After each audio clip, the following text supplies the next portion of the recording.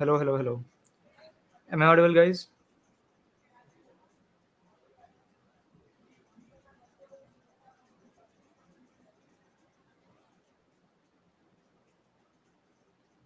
Okay, I think I'm audible. So, yeah. Hi, everyone. Welcome to today's PCD of CF Div 4 round. And today we'll discuss all the problems that is from A to H. And before that, before starting, I will tell you about our TLE CP31 sheet. So, if you don't know already, this sheet encapsulates 31 handpicked problems in each rating from 800 up to 1900. And they are especially handpicked so that each problem teaches a unique idea. Also, your CF account can be directly connected with this sheet so that your submissions are automatically fetched by the sheet and they will be shown as green. And also, there is a discuss section right here where you can comment on the problem and discuss the problem with your peers. And also, there's a leaderboard on which you can compete with your friends and peers about who solves more problems. Right. So the link to the sheet is right below. All right. So let's get started. So this was the problem A. Okay, this is not the right contest. Yeah, this was the problem A. Trippi Troppi resides in a strange world. The ancient name of each country consists of three strings. The first letter of each string is concatenated to form the country's modern name. Given the country's ancient name, please output the modern name. Okay, so basically you are given three strings which are apparently the name of a country. So you are given three strings S1, S2, and S3, and you have to take the input of them and you have to print just the first letters of S1, S2, and S3. So let's, like, for example, if you have United States of America, like, so you will print USA, like the first letters of each. Yeah. So this is um yeah, this is our input and output, and I think it is pretty easy. There's no logic in this. There's no logic in this. Like in C++, what you will just do is define three strings, string str maybe, and then you will see in str, and then you will see out the first letter of each string. So this should be fine. Uh, Let me change my internet.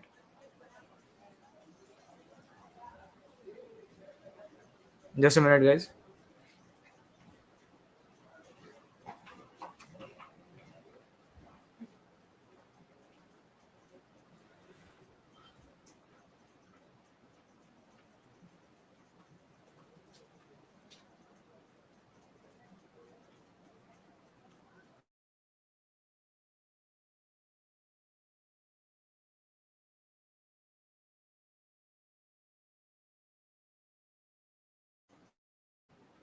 Okay, hi guys. So yeah. Anyways, so this was the problem number A, and the solution is right here.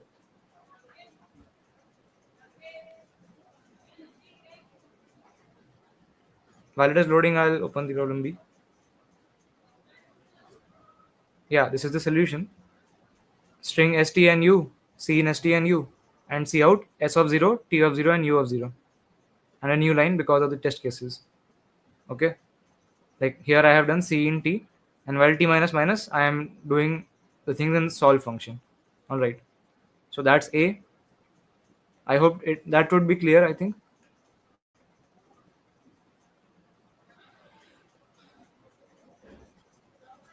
All right, so the problem B is in Bobrito Bandito's hometown residence, there are an infinite number of houses on an infinite number line with houses at the integer points. Okay. On day 0, he started a plague by giving an infection to the unfortunate residents of house 0. So, whoever's in house 0, they have gotten an infection.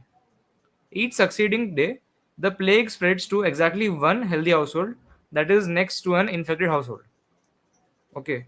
It can be shown that each day the infected houses form a contiguous segment. Let a segment starting at Lth house and ending at the Rth house be denoted as L, R. You know, after the end is the segment L, R has been infected. Find any segment L dash comma R dash that could have been infected on the mth day. Okay, so the problem is like it is saying what? Sorry. Yeah, so the problem is that there are some houses. There are infinite number of houses. Okay, and let's say you are at, this is house 0, this is house number minus 1. Houses can be negative also. So number minus 1, this is house number 1, house number minus 2, house number 2, and so on. So these are all the houses, right? And initially on the first day, infection has spread on the 0th house, right? And after each day, like initially it is at 0th house, then it can go to either minus 1 or 1. So let's say it goes to 1. So now the infection is 0 comma 1. All right, then now it can go to 0 comma 2, like either it can go to 2 or it can go to minus 1, right? So let's say it goes to 2. Now on the next day it can go to minus 1 or maybe 3 also. So let's say it goes to minus 1. So this is the infection now. So as you can see that this segment is actually growing, right? Like it starts at 0 and it is growing from to either left or to right or maybe to both also, but in one step it grows either to the left or to the right, right? And I can say that after k days, like after it grows k days, its length would be k plus 1. Why? Like initially it is of length 1, right? The interval is 0 comma 0, so which is of length 1, right? So after one day, if it grows to 1, let's say, so its length would be 2. So this is after one day. After one day, the length is 2. Then after 2 days, the length would be 3. Right? So therefore, after k days, the length would be k plus 1. That means that if on the kth day, L comma R is there, then R minus L plus 1 will be equal to k plus 1. Or I can say that R minus L will be equal to k. Okay. So that's one invariant. Now, another thing to notice is that since it starts from 0 and it is spreading, right? It is spreading like this, right? So that means that always 0 will lie in that segment, right? My claim is that 0 will always lie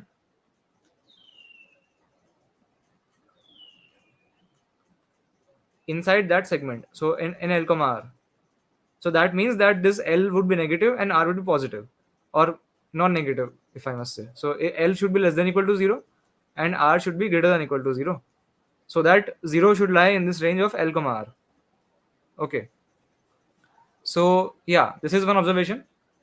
And okay, one more thing, that it is always extending. So let's say that this is the number line, this is 0. And let's say I tell you that after 5 days, after 5 days, the infection is from minus 3 to 2. Like this is the infected area. Where okay, this is the infected area from minus 3 to 2. Okay. So if I say that on some day after the fifth day, like let's say on the 100th day, the interval is something like this one, that from 1 to 101, let's say, or minus 1 to 99. Okay, so minus 1 to 99, or let's type it in green, minus 1 to 99. So if I say that at day fifth day it was from minus 3 to 2, and on the 100th day it was from minus 1 to 99, then is that possible? No, that is not possible, because your range will always extend. Like it cannot happen that initially your range had minus 3 to minus 1, but now it doesn't have minus to minus 1. Like it can only extend. It cannot um, exclude the elements. It can only include more elements, right? So using this information, we can solve the problem. Like what we have been given is that at the nth day, at the nth day, we know that it is from L to R. Like it has been given to us that on the nth day, it is 0, and this is L, and this is R. So on the nth day, it is from L to R, right? And we want to, so, and also we have been given an M, and we want to find out that on the mth day, where can it be? Like, where could it have been? So basically, we just need another subarray. Like, sorry, we just need another segment. Let's say L dash comma R dash, L dash comma R dash, such that R dash minus L dash is M. Right? This is one condition that we want. Another thing that we want is that L dash comma R dash, and like this interval should be belonging to this interval, like this L comma R. So like at t equal to n, at t equal to n, my interval is L comma R. So I want that at t equal to m, if it is L comma R dash, I need that it should be inside. Like it cannot be outside at any part. Like it cannot be something like L dash, or maybe L dash is here and R dash is here, because in this case this region is outside my region at n, right? So this is what I want, that the first thing should be R dash minus L dash should be equal to m. Then second thing should be, this should be a subset of L comma R. And the third condition is that 0 should lie in my L dash comma R dash, right? So I just have to print any interval satisfying these three conditions. So if I visualize this, if I make you visualize this, like let's say, it has been given that here is 0, here is L, and here is R, and we have to technically just subtract m length from it. Like what we can just do is chop off some length from here, so this is L dash, and chop off some length from here, this is R dash. So you have chopped off this part, and you have to ensure that the remaining length, the remaining length should be equal to m, right? And initially the length is n, right? I mean not m, m plus 1, and initially the length is n plus 1, right? So you want to ensure, like you want to chop off n minus m length, right? You want to chop off n minus m length. So what if you just chop it off from left side? Like here is 0, here is L, here is R. So what if you take n minus m length from here? Let's say there is n minus m length, and you chop it off from here. So you chop this portion off. So this would be your new L dash. One second.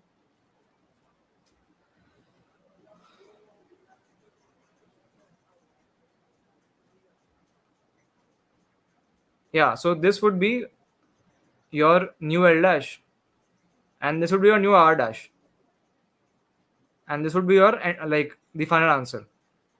So what if you just do that? So the condition number 2 is satisfied, right? Condition 2 is satisfied, condition 1 is satisfied, if I just do that. But it is not guaranteed that 0 will lie in this L dash comma R dash range, because it might happen that this 0 to L distance is more than n minus m. Like this is true, right?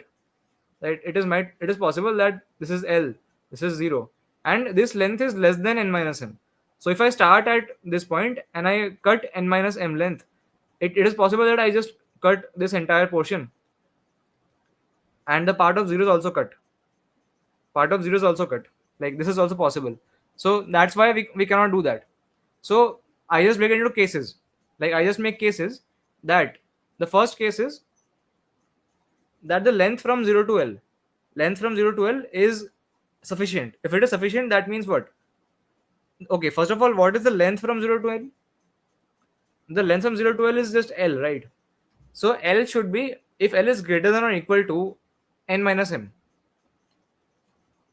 if L is greater than or equal to n minus m, that means I have sufficient quantity to chop n minus m distance off. Like even if I chop n minus m, this 0 will still remain in my interval. So in that case, I can just chop off L minus m, n minus m, right? So let's say that this is equal to d something, like I am calling it d. right? So my new interval would just be L plus D, comma R. Like essentially, what I have just did is move this L to the right by D. Correct. So in the first case, my answer would be L plus D, comma R. In second case, like what if this L is less than n minus m? Like that means that we don't have sufficient space to cut this much, right? This is L, this is R, and this is 0. So we don't have sufficient space to cut this. So what we can just do is cut this much space, cut this much space, and the remaining space we cut from here, right? So here basically we have cut absolute value of L space. So what is remaining? D minus mod L is remaining. So we'll cut that from here. We'll cut that from D minus mod L.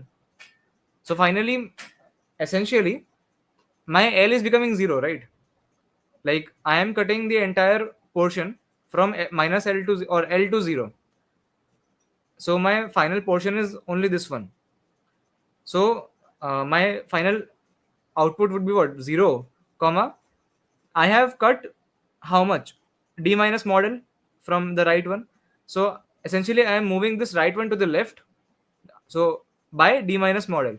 So R minus D minus model. Okay. So this is the answer for type 2, like or case 2, where we don't have sufficient space in the left part. So we'll cut all the left part and just cut something from the right part, the remaining portion.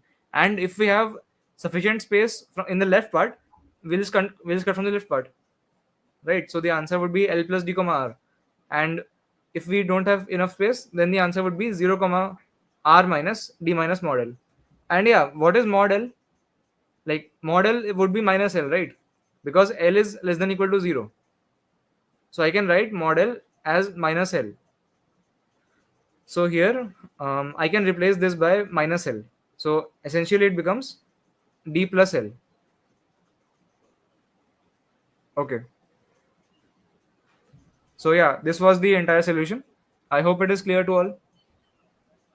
Is it clear to all? Just give me a yes if it is clear.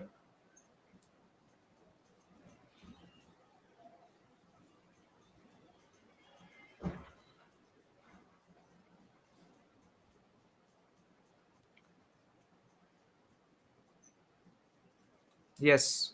Cool. So I'll show the code. It is just casework. And yeah, this first wrong submission was because I did not take model here. I took just L here. So that was wrong. And it somehow passed the pretest, sadly. Okay. So this is the code. Uh, NMLR. See in NMLR. Now diff, which is basically D, is N minus M. That we have to cut this amount of length. If model is greater than equal to diff, like if I have enough space, then I'll print L plus D comma R, right? And if I don't have enough space, then I will print 0 comma R minus L minus diff. That's what I have written here, right? R minus L minus diff. Cool.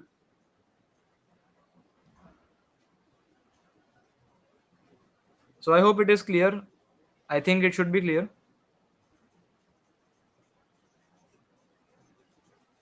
Okay. So I'll move on to the problem number C.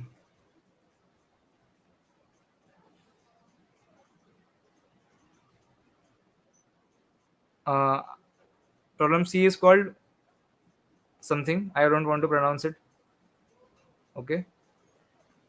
A person is trying to learn tiramisu's secret passcode, which is a permutation of 2 into n elements.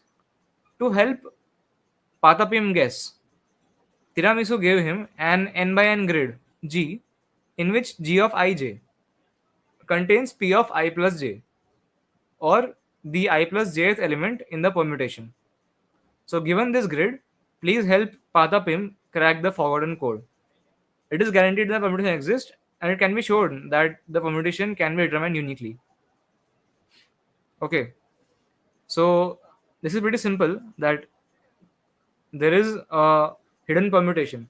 Okay, like there is a grid first of all. So there's a permutation which is P1, P2, P3 up to Pn.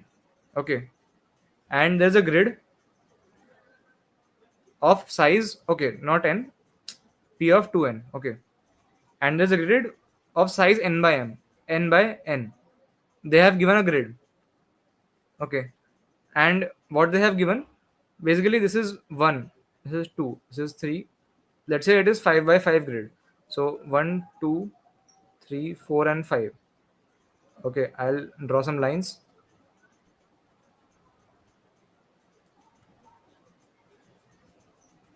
1, 2, 3, 4, and 5.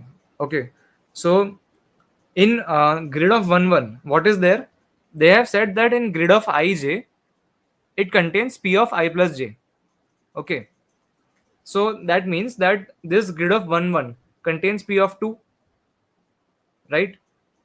This grid of 1 2 contains p of 3, 2 plus 1 3, right?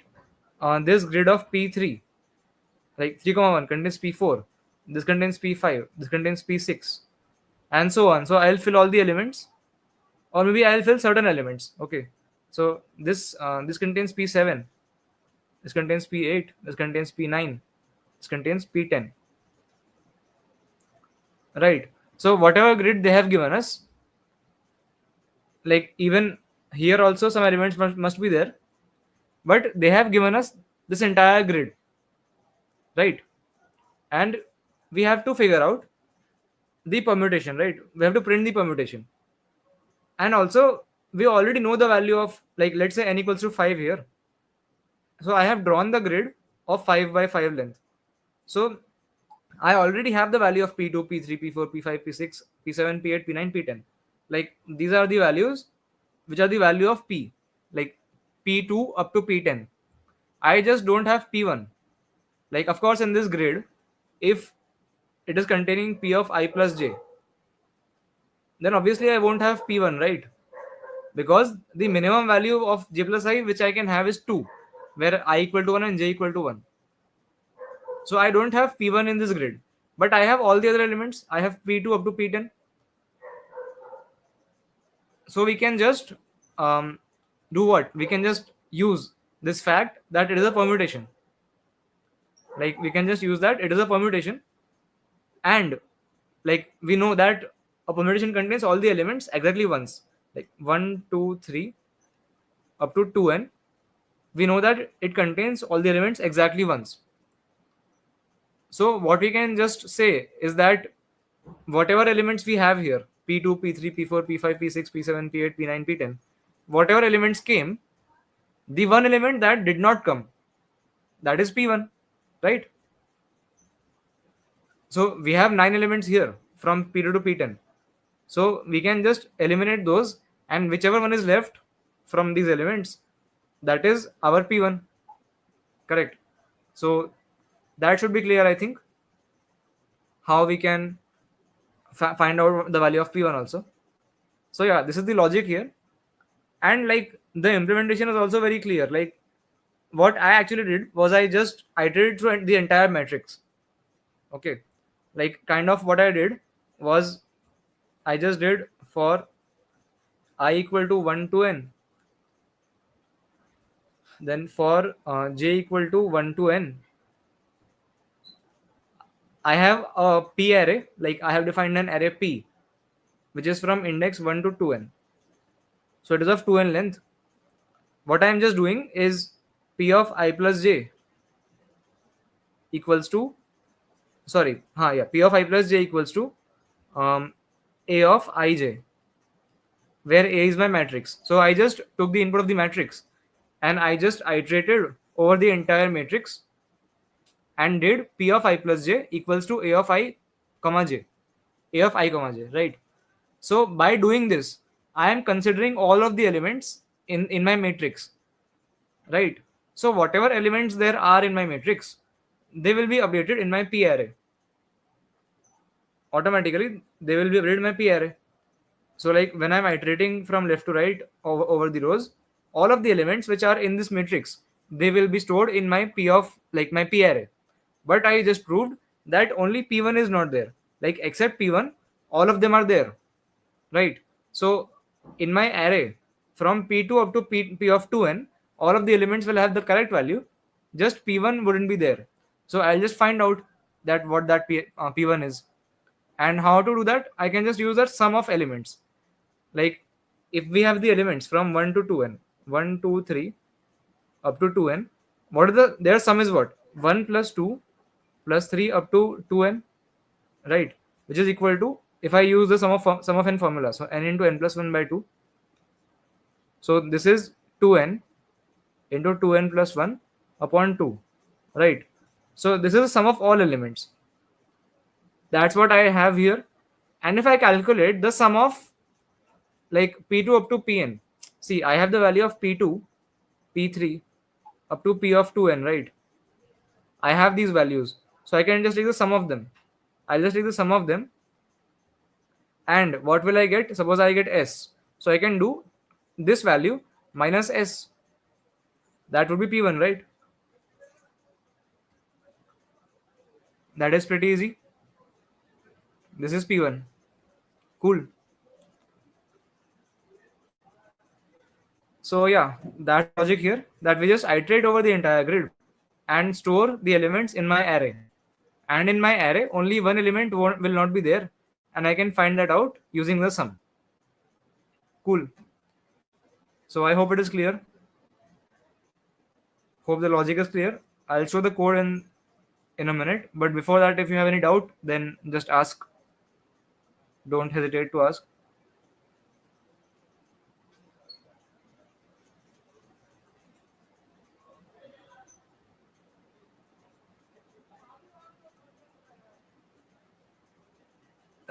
Thank you, Akshat.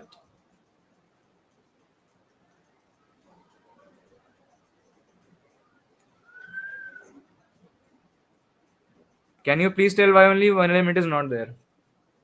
Uh, See, P1 is not there, right? P1 is not there, that is clear, because I plus j can never be equal to 1. But like here, I have shown that in 5 by 5 case, like if n equals to 5, I have drawn this matrix, right? There will be other elements here also. There must be other elements here, but I'll ignore them for now. Like just look at these elements. At 1 comma 1 there is p2, at 2 comma 1 there is p3, at 3 comma 1 there is p4, and so on, like up till 5. At 5 comma 1 there is p6, and then if you go below, at 5 comma 2 there is p7, at 5 comma 3 there is p8, at 5 comma 4 there is p9, and at 5 comma 5 there is p10. So all of the elements from p2 up to p2n are there, right?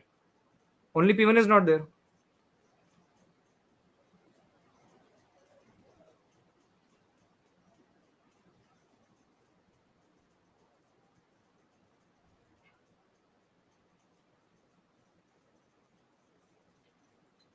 Okay, so I'll show the code now. The code might be a bit confusing because I have used zero indexing here. Like in my explanation, I am using one indexing, right? But here I have used zero indexing. So everywhere I just do +1 or -1 accordingly. So just bear with me. Okay. So I have this. I I take the input of n, c in n, ll of 2n. Sum equals to 0. So why is this sum variable? I don't know. It is not used anywhere. Just ignore this. Now I iterate over the entire matrix, that for int I equal to 0, I less than an I plus plus. This is my macro that I defined up here. So fin, then fjn. So for int I equal to 0, I less than an I j plus plus. J equal to 0, 0 less than an j plus plus. Uh, int a, c in a, and p of I plus j equals to a. So like I did +1 here because I was using zero indexing, and this I plus j also is in zero indexing. So yeah, I just did some math and it comes out to be p of I plus j plus 1. You need not do this. You can just store uh, p of 2n plus 1 length array, and you can start I from 0 to n. So that I equal to 1, sorry, not 0 to n, 1 to n. You can start I from 1 to n. So you will just do p of I plus j equal to a in that case. All right. But here I am using zero indexing. Cool. So this entire loop fills my p from the second element, that is p1, up to p of 2n, or p of 2n minus 1, sorry. And finally we just want this first element, that is p of 0, and that would be just 2n into 2n plus 1 by 2, which is sum of the first 2n elements minus the sum of the array from the first element up to the 2n element. Like uh, essentially this is just sum from p2 up to p of 2n. So this function takes in two iterators or two pointers, which is the begin pointer and the end pointer of the array or the vector, whatever you are using, and it will give the sum of, it will give the sum. This accumulate function gives the sum, and yeah, then you will print this entire permutation right here. Okay.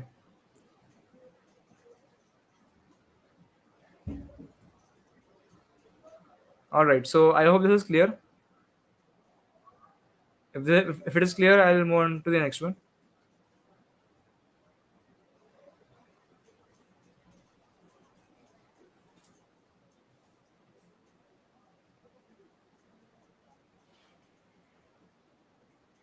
Okay, I think it is clear. I am not getting any doubts.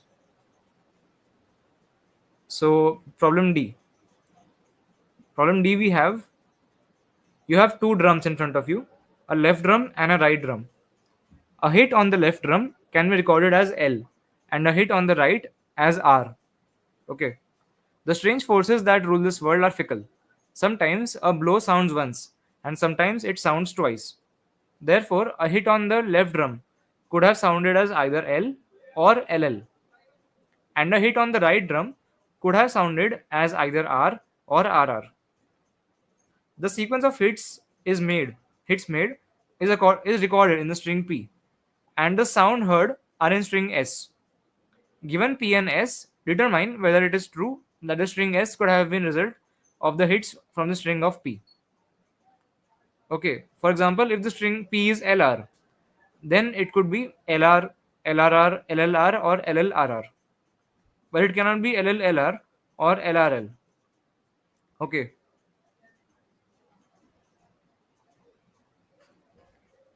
so yeah, uh, the problem statement says that basically you have two drums. All right, this is one drum, this is another drum, and you have two sticks also, or maybe you have one stick. I don't know. This is L, this is R, left drum and right drum. So when you are using your stick, right, this is your stick. So when you are using this to hit on L, then either the sound of one L will come or sound of two hits will come. Okay, and basically these two drums are distinct, like their sound is different. Okay, so you have been given, like we have been given, that what are the hits that were performed and what sound did we hear, and we know that for every hit it can be either one sound or two sounds.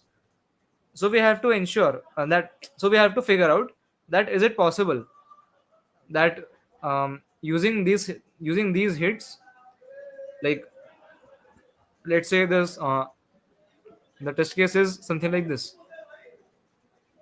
uh, LLR. Okay, I'll copy, wait, LLR, LR, LR, LLR, LR, LR, and RL, right? And here LL, LR, LRR, and we have LL, RRR, LL. Sorry, LL, RRR, and L.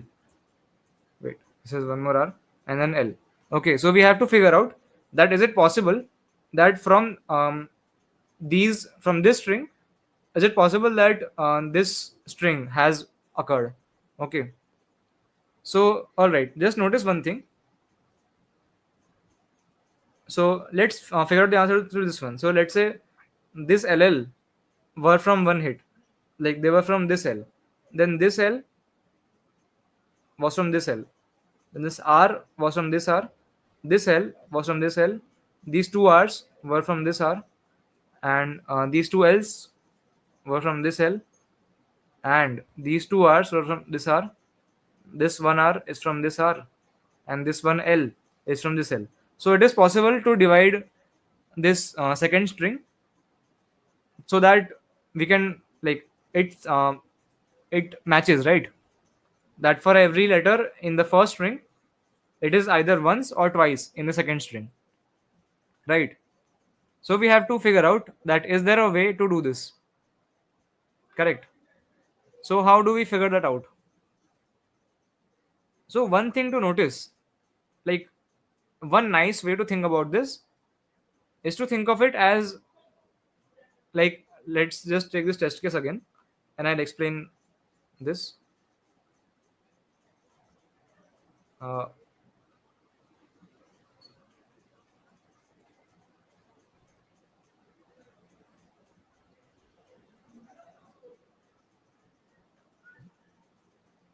yeah, anyways,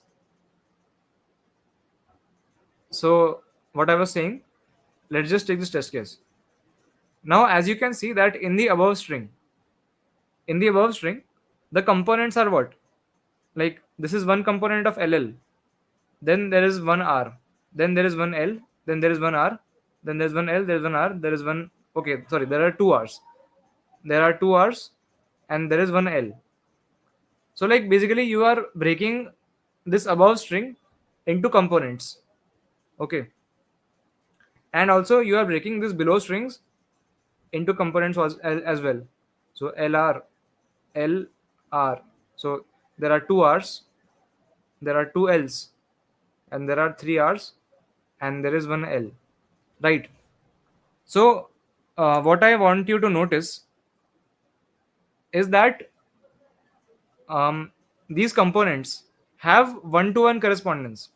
Like if the answer is true, that this is a valid string, then these components will have a one-to-one correspondence.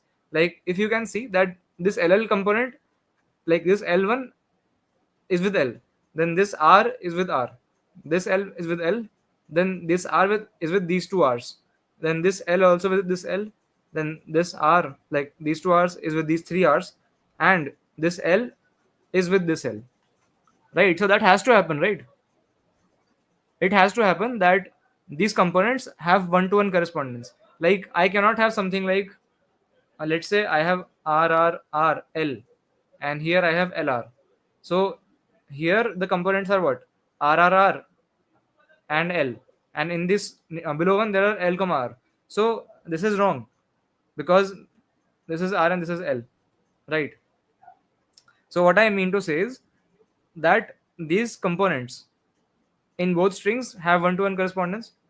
Now, one more thing to notice is that let's say in the first string, like in P, there are suppose three L's in a component.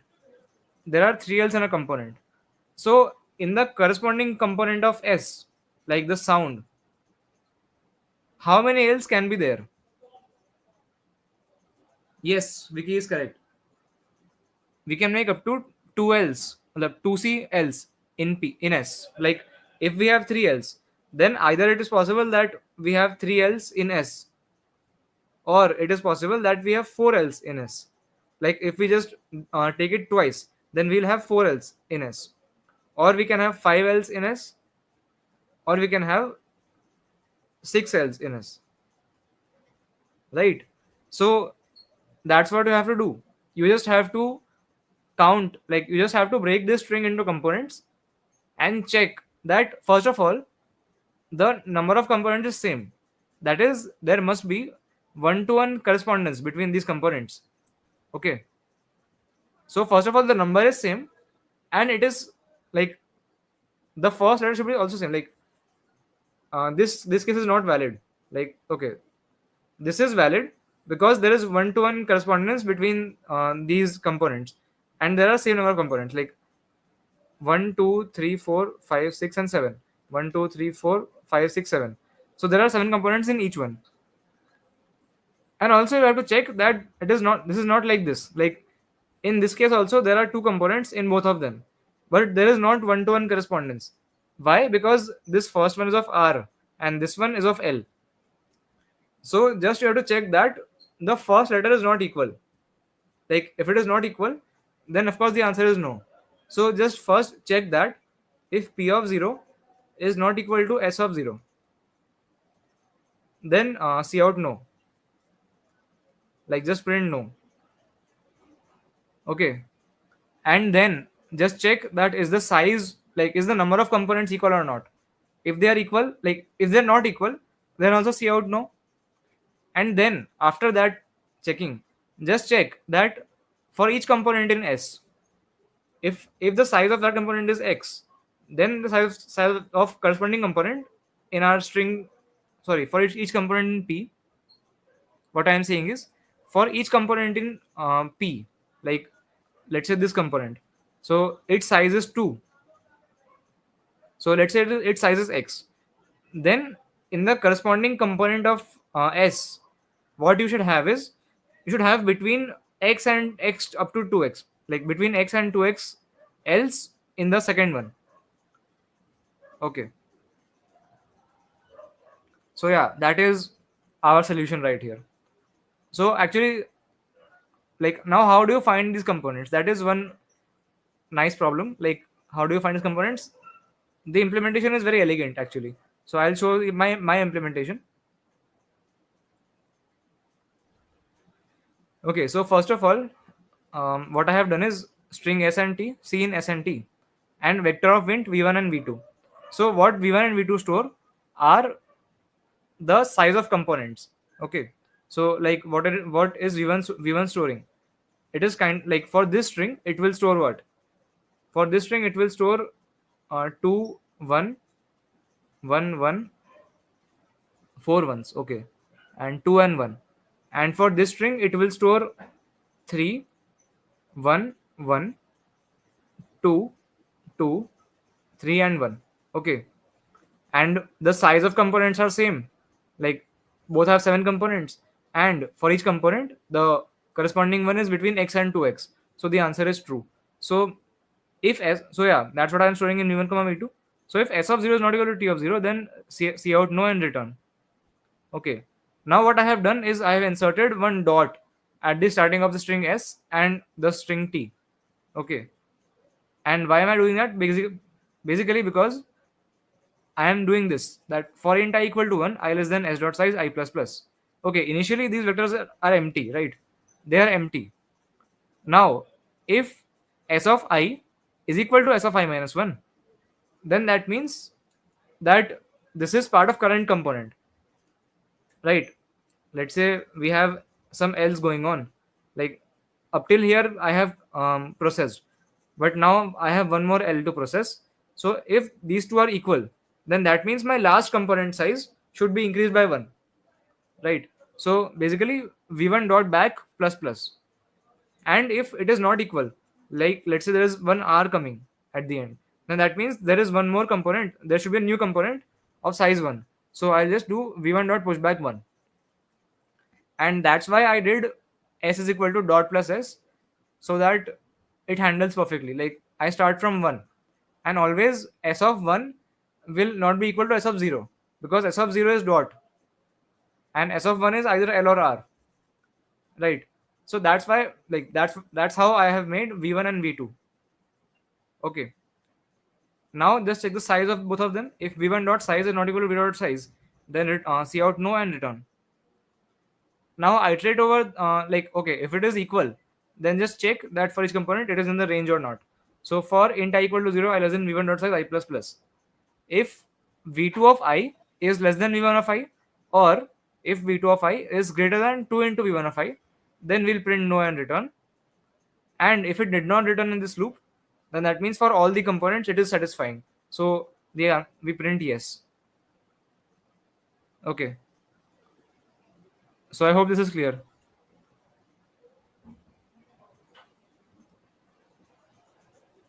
Anuj is asking, can we use regex like string dot split lr plus? to compare one-to-one correspondence. Um, like I don't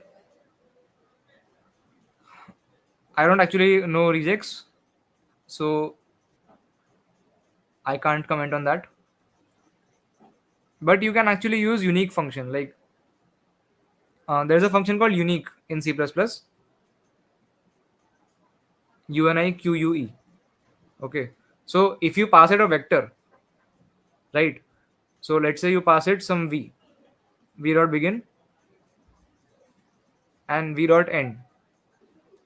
Then what it does is it basically squishes the vector. Like, see, let's say the vector is something like 1 1 1 2 2 1 1 2 3 3 and 4 3 4.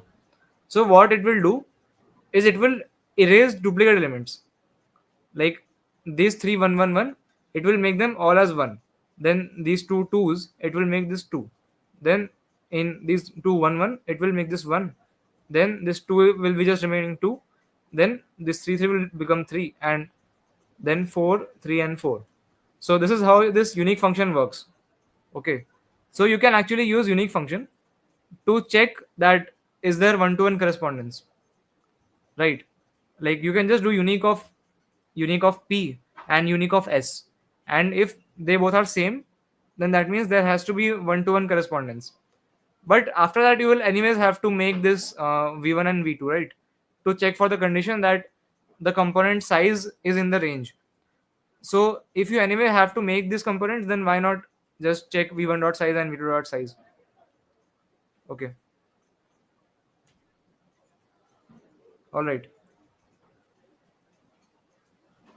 Akshat, I am studying in second year, so I think you might not want to call me bhaiya anymore. But anyways,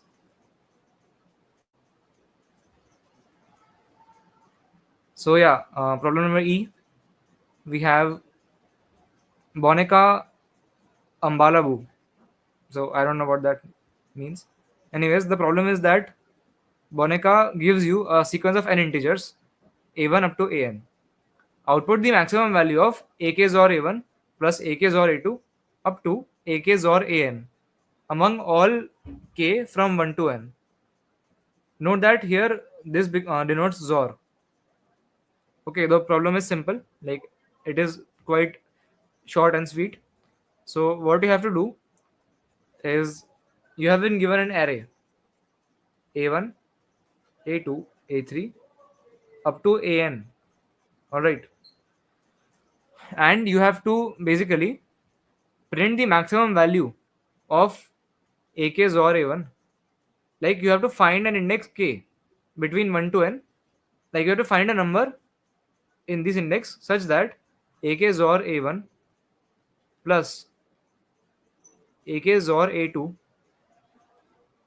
plus up to ak XOR ak XOR an, this should be the maximum. You have to maximize this over all k from 1 to n. So you have to choose such a number which says that this is maximized. Okay, so let's look at the samples. So in the samples there is 18 18 18. So here you can only choose ak as 18. So when you do, like the array is 18 18 18, right? Or let's say 1 1 1 1 1 1. So you have to choose 1 as ak. Like whatever you choose as k, your ak will be 1. So you will calculate 1 or 1 plus 1 or 1 plus 1 or 1, right? So this will be equal to 0. So whatever you choose as k, it will be 0. So the answer is 0. Then we have 1 2 4 8 16. So here if you choose 16 as your ak, then you will calculate basically 16 XOR 1 plus 16 XOR 2 plus 16 XOR 4 plus 16 XOR 8, right?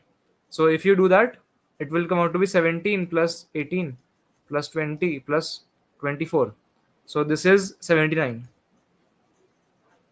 So that's why the answer is 79. Okay. So yeah, you have to calculate this. Now one simple way would be to just iterate over all of the AK. Like check this sum for all the sequences from 1 to n. Like for all k from 1 to n, just calculate this sum. Just calculate this sum, that AK XOR A1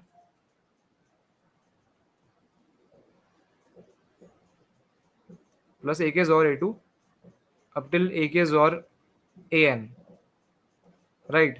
And take the maximum, like keep an answer variable, answer equal to 0 or maybe minus infinity or something, and take max of ans. So ans is equal to max of ans comma sum. But this is O of n square, right? Because you have one O of n loop right here, because you are iterating over this k. And to find this sum, you are taking again O of n time. So it is O of n square, which will give TLE, right? So now, how do we optimize this? Like, let's ask ourselves that how do we optimize this? So yeah, either we can do what? Either we can optimize this part. Like, let's not iterate over this k. Like somehow magically, if we knew that this index is going to be our answer, like it will give us the maximum value, then we would only have to do n operations. Like we just have to do this inner loop, right? That is one way. I don't know how to do that, but that is one way maybe. But the second way is that we optimize this part. Like for all k, while we are iterating, we try to calculate this sum quickly. Like if what if we don't take O of n time in this? We are taking O of n time in this, right? So what if we don't take O of n time in this, but rather we do it quickly? Then also our it would pass, right?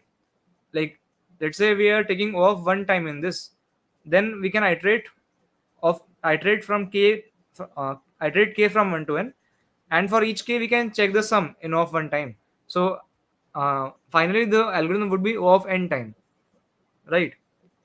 So to do that, like um like okay, what I have done is the second method.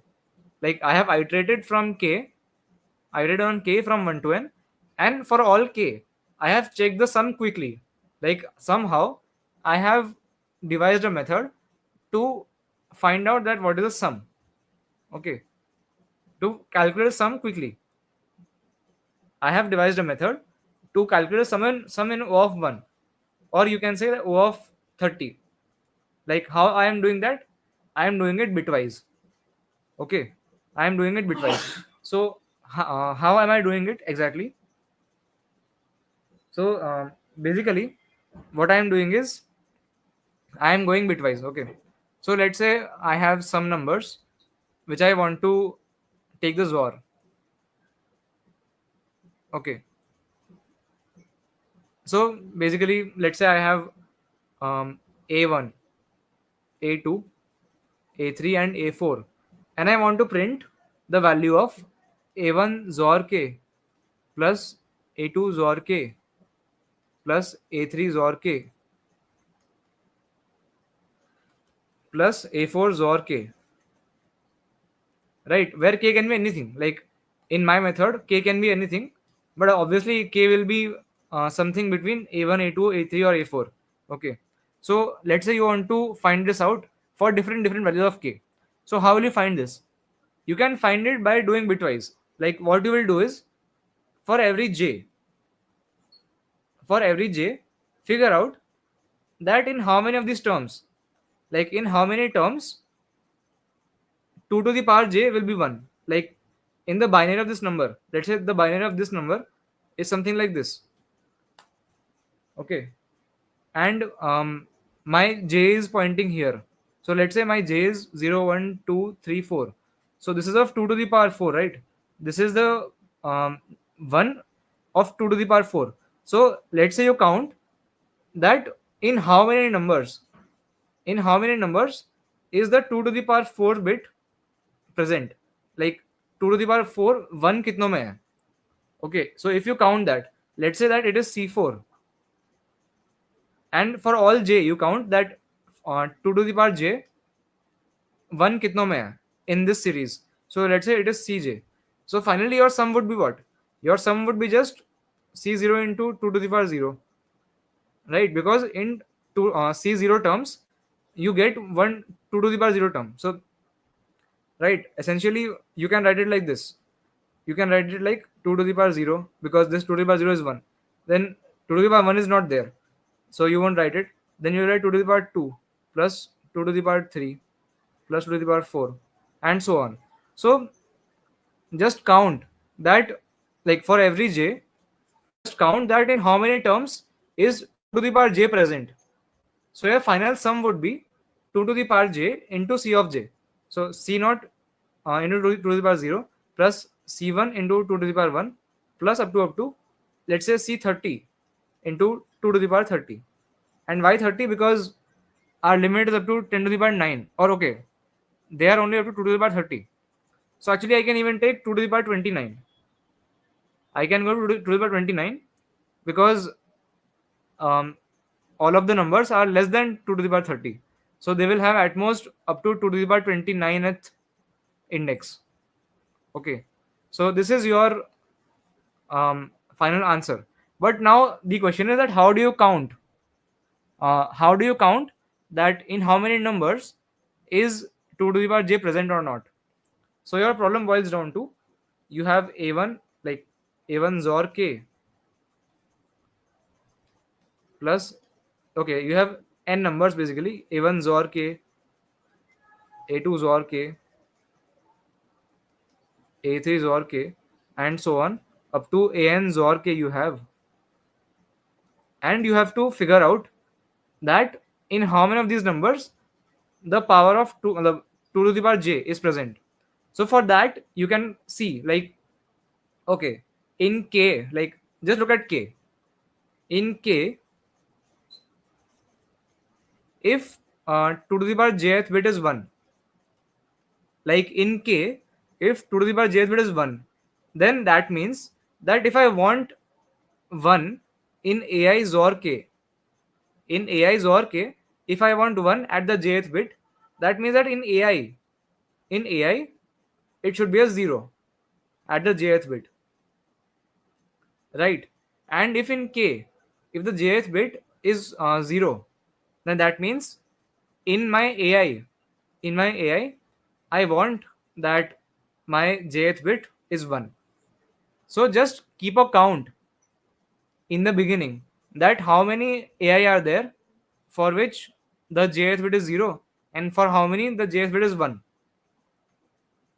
and just iterate over all of the k and just check the sum, that what is your sum. Okay, so if I want to try run on some test case, let's take this test case. This is very simple. um 8 13 4 5 15. Or actually I think I have explained enough.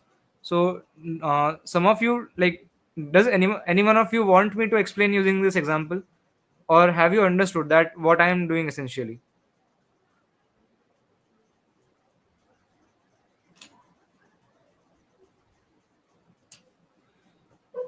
So if any one of you wants me to dry run this algorithm on this test case, then just tell me.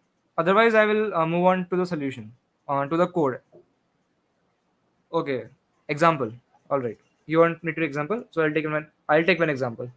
So 8 13, 4 5 15. Okay.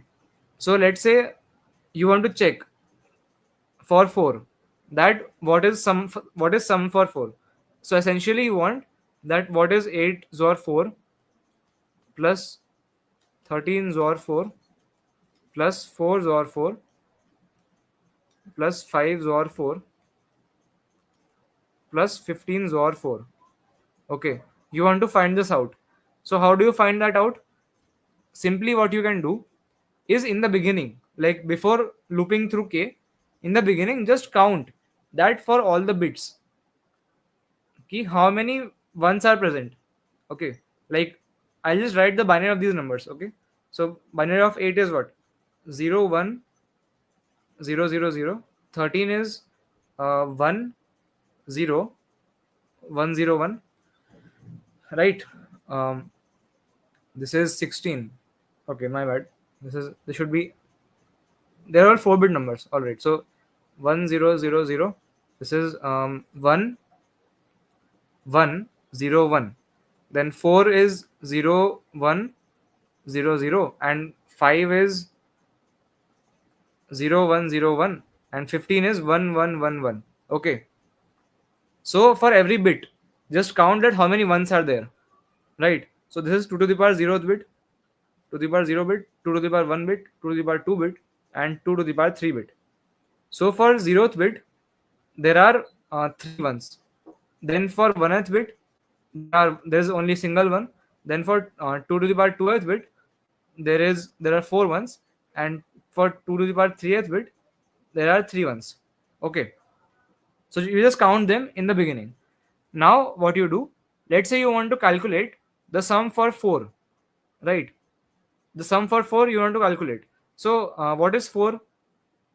4 is just 0 1 0 0, right? So let us count bit by bit. That for bit number 0, for this bit, how many ones will be there?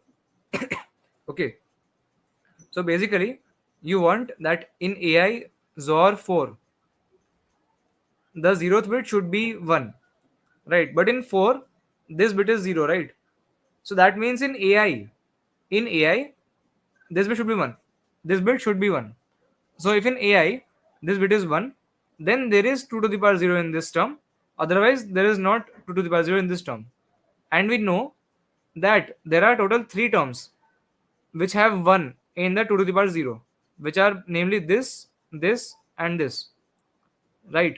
So we can say that our sum, like there are 3 2 to the power zeros. So I'll write my first term as my sum is 3 into 2 to the power 0. Then let's say second bit is 1. So for the 1th bit or 2 to the power 1th bit, how many ones are there? So in this 4, it is 0, right? So I will check that how many ones are there on the 1th bit. So there's only one single one. So I will get only one term, which is 2 to the power 1. Okay, and so on. So that's what you will do. And yeah, in the 2 to the power 2, what will be there? In 2 to the power 2, you will see that this bit is 1 already. In this 4, the bit is 1. And you want that in AI XOR 4, the 2 to the power 2th bit should be 1.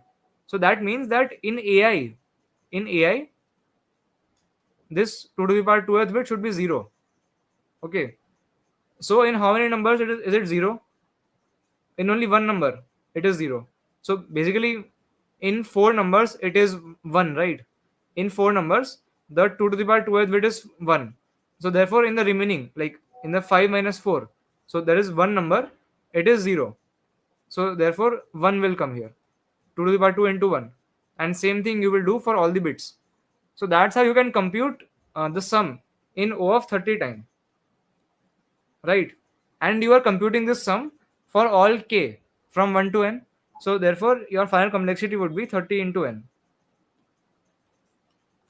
Okay.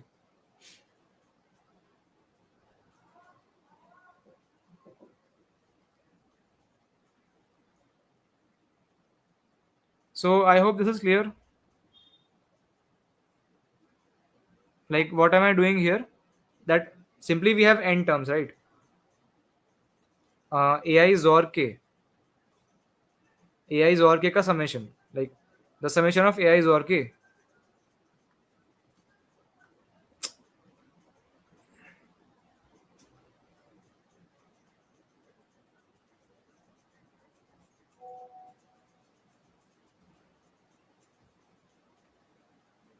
Uh,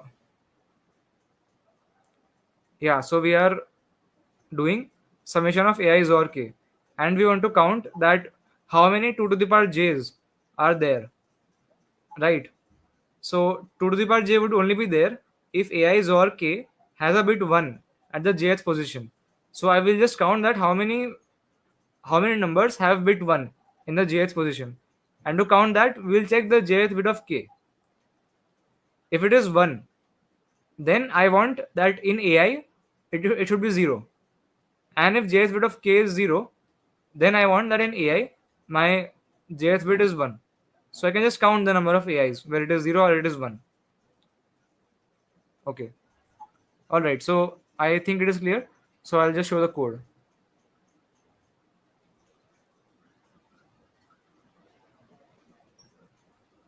So yeah, I am storing that how many numbers have this bit 1. Like, okay, I am taking int n c in n and input the array a of n. Okay.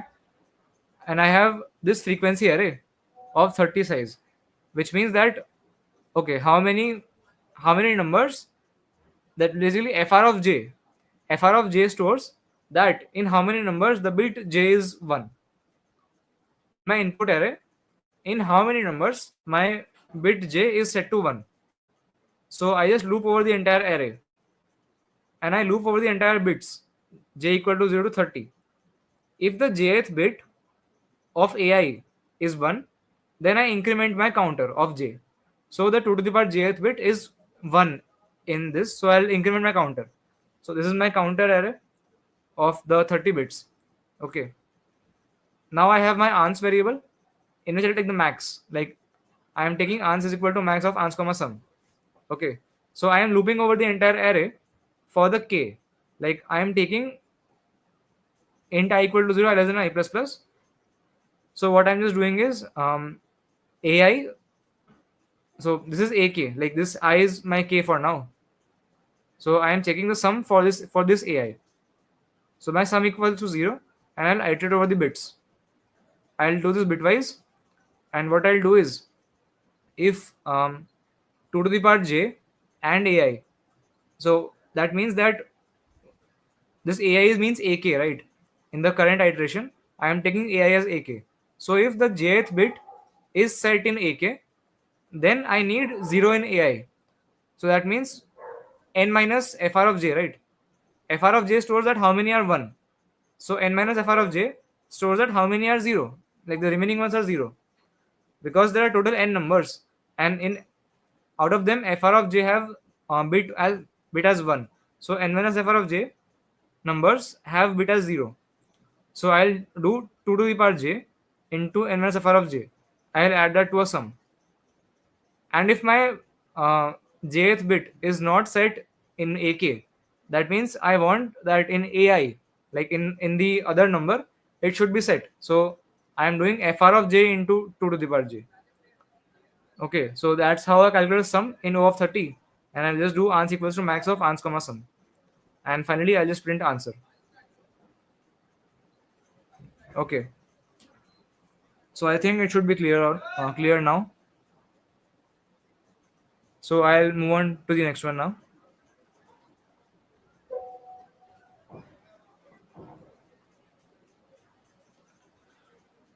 Uh, F. Um, Trulicina gives you integers n, m, and k. It is guaranteed that k is greater than or equal to 2, and nm is a multiple of k. Okay. Output n by m grid of integers such that the following criteria hold.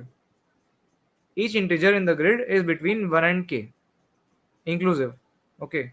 Each integer from 1 to k appears an equal number of times. Okay. And no two cells that share an edge have the same integer. Alright. It can be proven that a grid always exists. If there are multiple answers, print any. Okay. So the problem is a bit simple. Like, simple to ask, not to answer.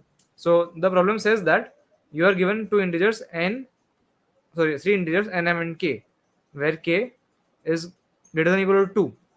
And also we have been given that k divides nm. K divides nm. That is, k is a factor of nm. Okay. And we have to print a n by m grid. Okay. So let's say this is my n by m grid. We have to print this such that all of the integers in this grid are between 1 to k. All right. And also they are equal. Like every integer should occur nm by k times. Like since there are total nm integers in this, there are total n into m cells. So each integer should occur nm by k times. Okay. And that's why it is given that k divides nm. K is a factor of nm. And it should be satisfied that no two neighboring cells, no two neighboring cells have the same number, have the same value. Okay. So that's what you have to print. Right. So let's number this grid from 1 to n. So 1, 2, 3, 4, 5. Or let's say this is 1, 2 up to m, right? M columns and 1, 2 up to n rows. Right. Now we have to construct this. Okay. So first of all, we know that nm by k occurrences will be there. That means that we can equally distribute this. Like k is divisible by nm. So k divides nm. We know that, right? So our first idea can be, like one idea can be to just fill the numbers one by one, like this. Like just fill it like 1, 2, 3, 4, 5. And 6 on, let's say k is okay. This is 5 by 4 grid, right? So let's say k equals to 10 is given to us. All right. Or let's say k is equal to 4 is given to us. K is equal to 4. Okay. So what we are doing is just filling the numbers from 1 to 4. So I just do 1, 2, 3, 4, 1, 2, 3, 4, 1, 2, 3, 4, 1, 2, 3, 4, and 1, 2, 3, 4. Right. So this is my grid. And as you can see that in this case, no two adjacent cells are forming, like having the same number, right? That is the case here, that no two adjacent cells are having the same case, having the same number. And of course, like the way I am filling this grid, I am filling it from left to right, right? I am filling it like this. So that means that my, like, it cannot be that horizontally this it will be same. Like we want that in the grid, any two cells, any two neighboring cells must not be same. So the way I am filling, it ensures that this type of same cannot happen. Like it cannot happen that two cells which are neighbors of each other left and right, like two or 2 by 1 grid, let's say, or a 1 by 2 grid. Basically some cells like this, they cannot have the same number because I am filling this grid from left to right. So it cannot be that they have same number, right? But it is possible that these two have same number.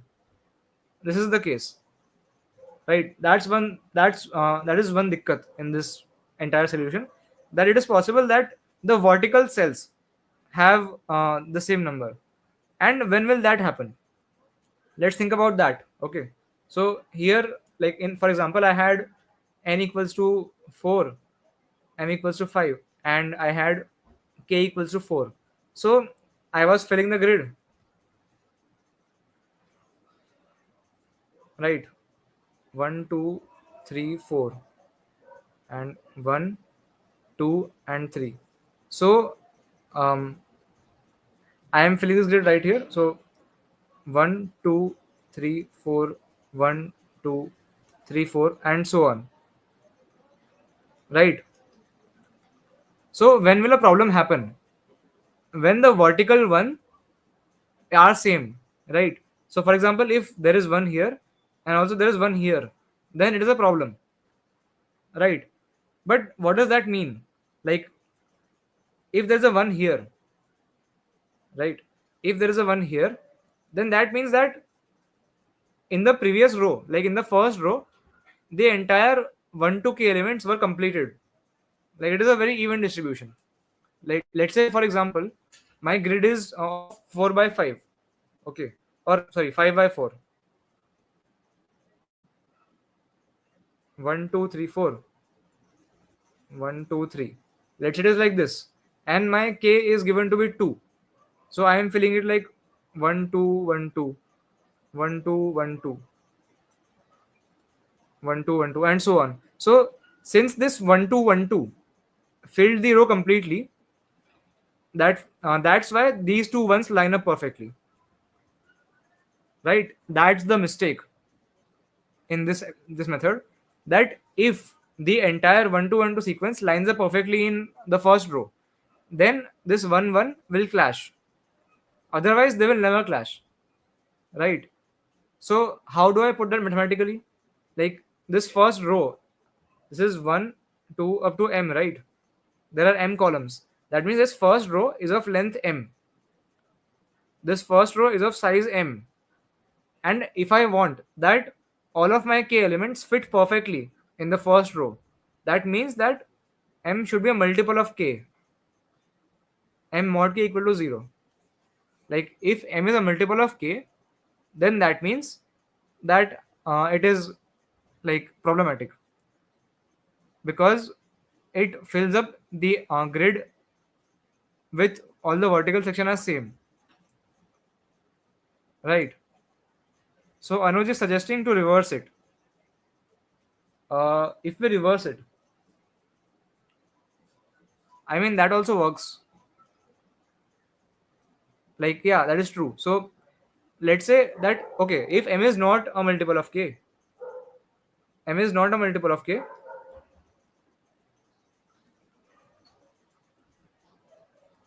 then just keep filling.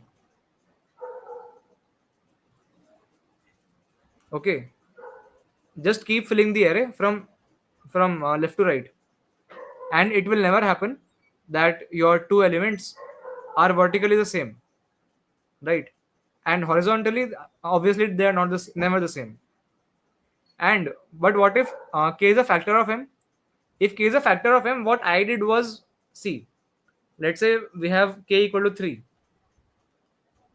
and m equals to 6, and we have n equals to 3, let's say. Okay, so what I did was,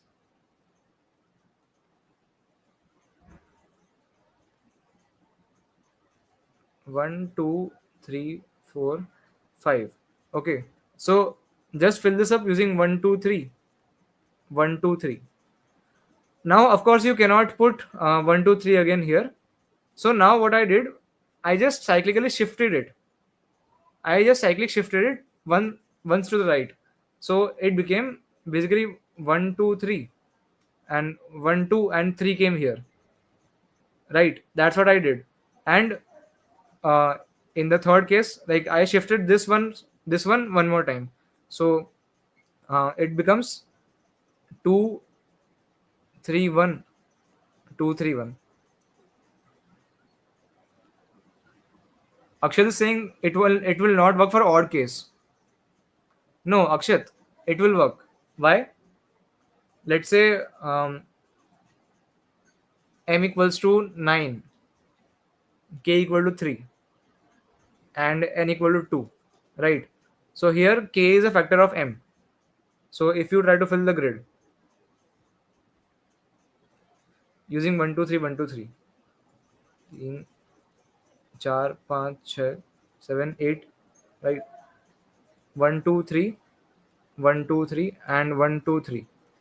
So now if you reverse this, okay, my bad, it will not work. Correct.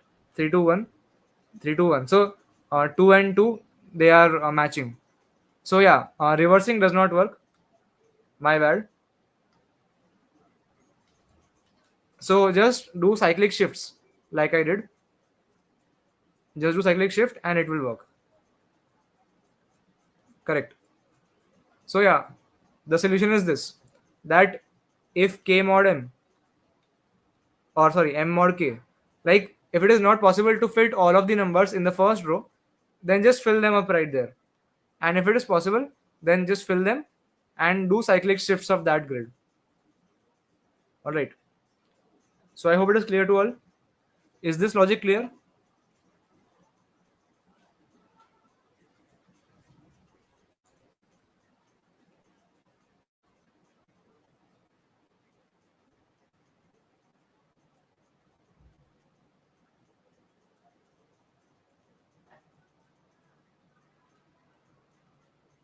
Okay. So I'll show the code. The code is pretty simple.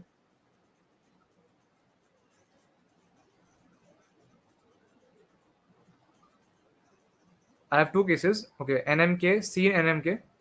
If M mod K equals 0, then I'll just print cyclic shifts. So for int I equal to 0, I less than n, I plus plus. For int j equal to 0, j less than m, j plus plus. So I'll print, uh, basically what I'll print is j mod k. Like, see how I wrote this expression. I'll tell you. So essentially what we are writing is j mod k. Like, I am filling up this for the first row, right? 1, 2, 3, 4, 5, 6. And let's say for now I want to fill in 0 to k minus 1. Like, I just add 1 at the end. Okay, so this is 0, 1, 2, 3, 4. One second. 1, 2, 3, 4. Yeah, so this is extra. Okay, so we have 0, 1, 2, 3, 4, 5, and let's say k equal to 3, and we want to fill this as 0, 1, 2, 0, 1, 2. So essentially what we are doing is just taking j mod k. This is j, right? This is column number j. So at j, we are saving j mod k, right? In the first row, that is. In the first row, we are printing j mod k. In the second row, we want to shift this by 1, right? So we'll do j plus 1 mod k, right? So in general, for the ith row, like, okay, for second row, I want to shift it one more time. So we'll do j plus 2 mod k, and so on. So for the ith row, it is I plus j mod k. And since we want it to be between 1 and k, I'll just add 1. So 1 plus I plus j mod k. Okay. Can we use dq? Yes, you can use dq, but that is not necessary. But okay. So yeah, this is what m mod k equal to 0. And if m mod k is not equal to 0, then we'll just print from left to right. So we'll just print I and j. So like, for int I equal to 0, I less than n, I plus plus. For int j equal to 0, j less than m, j plus plus. And I just print m into I plus j mod k. So where did this m into I plus j come from? It is not very hard to observe. Like, where did it come from? Just try some values of n and m. Like, just try putting n as 3 and m as 4. Okay, and just try that what values does this m into I plus j gives you. So you will observe that it will give you 0, 1, 2, 3, 4, 5, 6 up to and so on. Like, if you iterate in this order, it will give you 0, 1, 2, 3, 4, 5, 6, 7, 8, and so on. So that's what I have done. Just printed 1 mod k, 2 mod k, 3 mod k, 4 mod k, and so on. All right. So I think it should be clear. So I'll move on to the next one. The problem G is Chimpanzini Bananini. Chimpanzini Bananini stands on the brink of a momentous battle, one destined to bring finality. Okay, so this is one useless line. But anyways, for an arbitrary array B of length M, let's denote the riskiness of the array to be the summation of bi into I equal to 1 to m, summation bi into I. So which is b1 into 1 plus b2 into 2 plus b3 into 3 up to bm into m. So for an array, it is the riskiness. The riskiness is defined to be this. Okay. Chimpanzini Bananini gives you an empty array. There are three type of operation you can perform on it. The first one is perform a cyclic shift on the array. That is, the array a1 a2 up to an becomes an a1 a2 up to a of n minus 1. Second operation is reverse the entire array. That is, the array a1 a2 an becomes an minus 1 up to a1. And the third operation is append an element to the end of the array.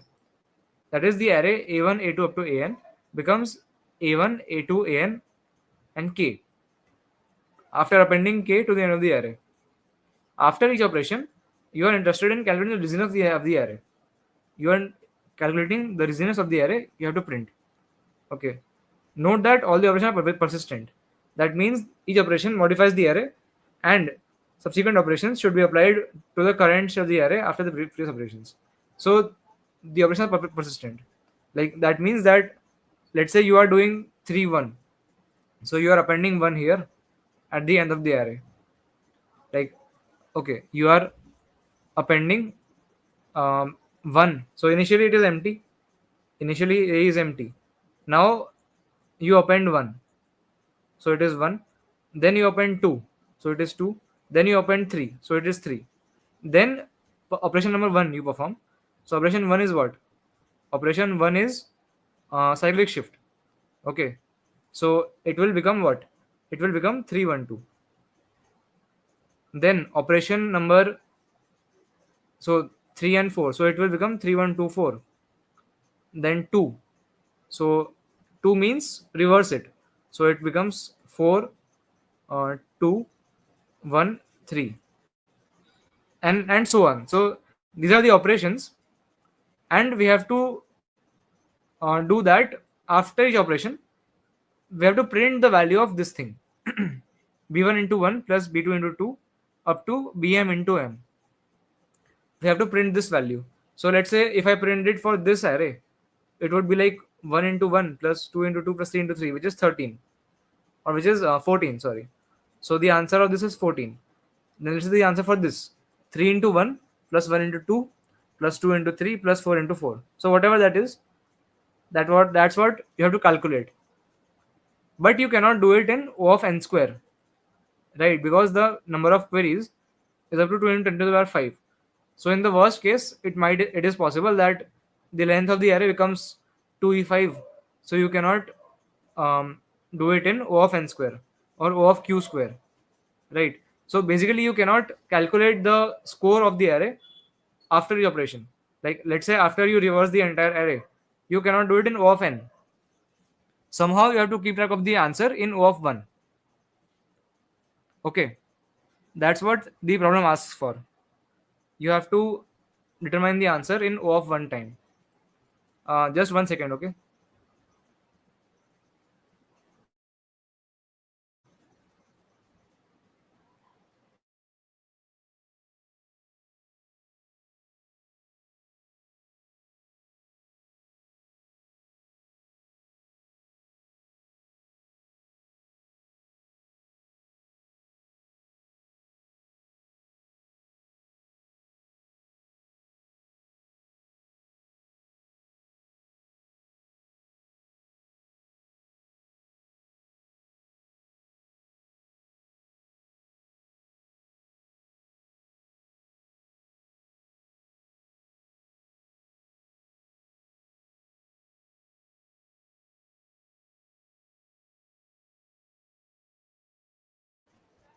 Okay, yeah. Welcome back again. So, what I am saying is, you cannot do the operations in O of n. Like, let's say you want to reverse the entire array. So, you would think that it should take O of n time, right? But the thing is that you are not allowed to do it in O of n. You can do it in O of 1 only. So, how do you do that?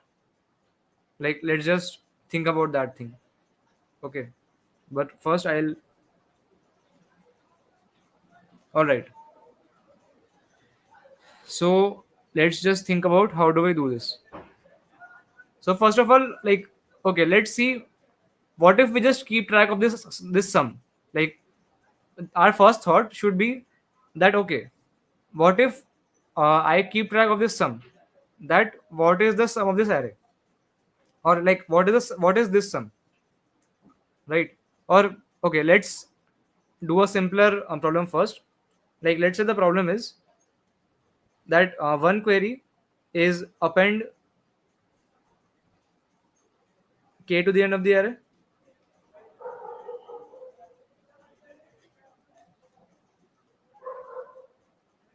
Okay, and second query is pop back. So like let's say this is our simpler question, that there are only two types of queries. One is that append k to the end of the array, and one is delete k from the end of the array. So pop back, and after each operation you have to tell me the sum of this, like this score only. So like this score, that b1 into 1 plus b2 into 2 up to bm into m. So let's say this was the um, problem. Then of course you can solve it in O of 1, right? Like see, what will you do? You can just keep track of the array.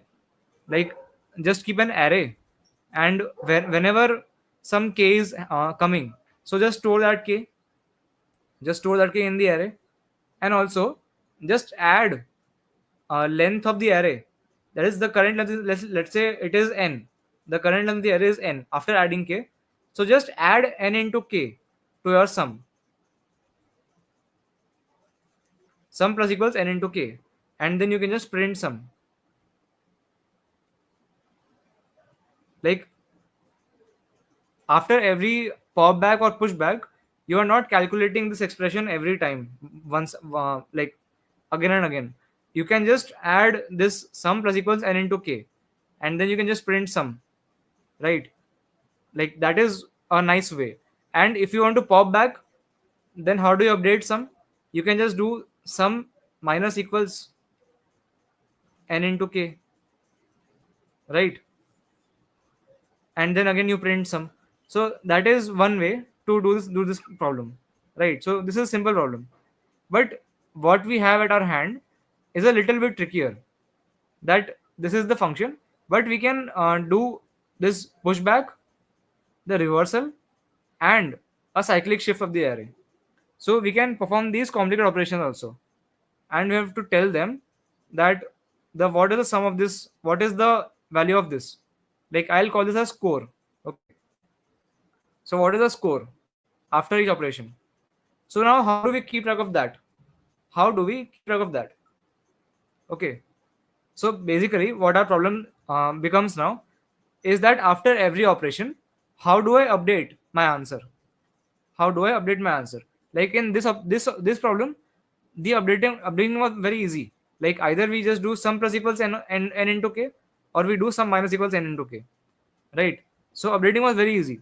But when we are allowed to do reversals also, cyclic shifts also, then how will we update our answer? That is our question right here.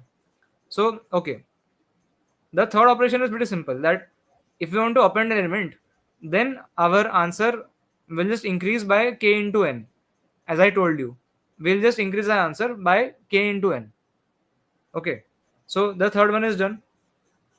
So first one is cyclic shift. Second one is reversal. And third one is your append, like append an element. So okay, we know how to update our answer. If we append, we can just add plus equals k into n, right? But now let's understand that how will we update our answer if we are doing reversal or if we are doing a cyclic shift. Okay, so let's say we are doing cyclic shift. Okay, so initially what is our array? Let's say initially our array is something like a1, um, a1 a2 up to an, a1 a2 up to an. Okay, so what is our score currently? Currently our score is a1 into 1 plus a2 into 2 plus up to an into n. So what you can observe, so okay, now after doing cyclic shift, okay, if you do a cyclic shift of this array, what will it become? It will become it will become an comma a1 comma a2 comma a3 up to a of n minus 1. This is what the array becomes, right? Finally. So what is our new score? Our new score is just an into 1 plus a1 into 2 plus a2 into 3 up to a of n minus 1 into n, right? So what you can observe is that how much it changes. Like just look at this expression and this expression. So how do you get this one from this one? So how do you get from here to here? Like to observe that, I'll write this sum in a different way. Okay, like I'll write the term of a1 below a1. Like okay, initially it was what? Initially it was a1 into 1 plus a2 into 2 plus up to an into n, and finally it became what? a1 into 2 plus a2 into 3 plus up to we have an into 1, right? This is what our sum becomes, right? Like what you can observe is that all of the terms from a1 up to a of n minus 1, they just increase by one element each, correct? Like from here to here, all the terms from a1 up to a of n minus 1, they increase by one element each, one element each. And this last term an, it decreases by minus, like it decreases by n minus 1 into an, right? So like kind of, if I take the difference of this, like if I take, let's say this is some b, this is b and this is a. So if I take b minus a, if I take b minus a, then it will just be a1 plus a2 plus a3 up to a of n minus 1 plus, or let's say minus n minus 1 into an, right? So let's say I tell you that I have a sum also. Like if we have the sum of the array also, like let's say in another variable, I have this one variable called answer, right? There is one variable called score. Okay, let's say score, that I want to update. Like I am doing a cyclic shift and I want to update my variable called score. So I am thinking that how will I update that? But let's say that I have another variable. I have another variable called sum. Okay, which stores the sum of the array. So it stores a1 plus a2 plus a3 up to an. Okay, so let's say I have this variable. If I have this variable, then what can I say? I can say that I can just add, like in my score variable, in my score variable, I can just do sum plus score plus equals to basically sum minus an minus n minus 1 into an, right guys? Like if I, this is my initial sum, right? This a, one second. um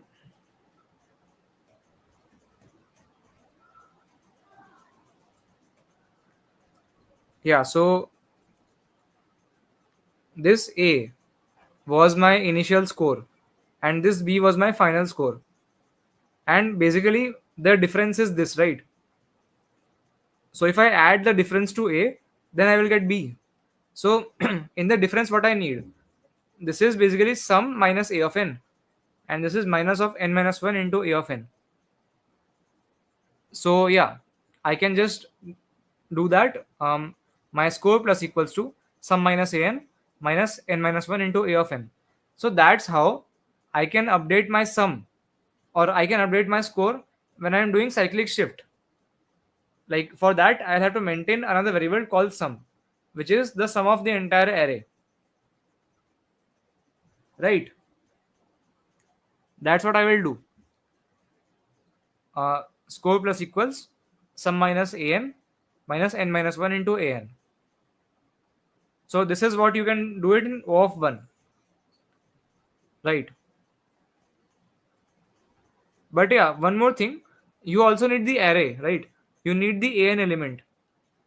You need the an element. So let's say we are storing a vector currently. We are storing a vector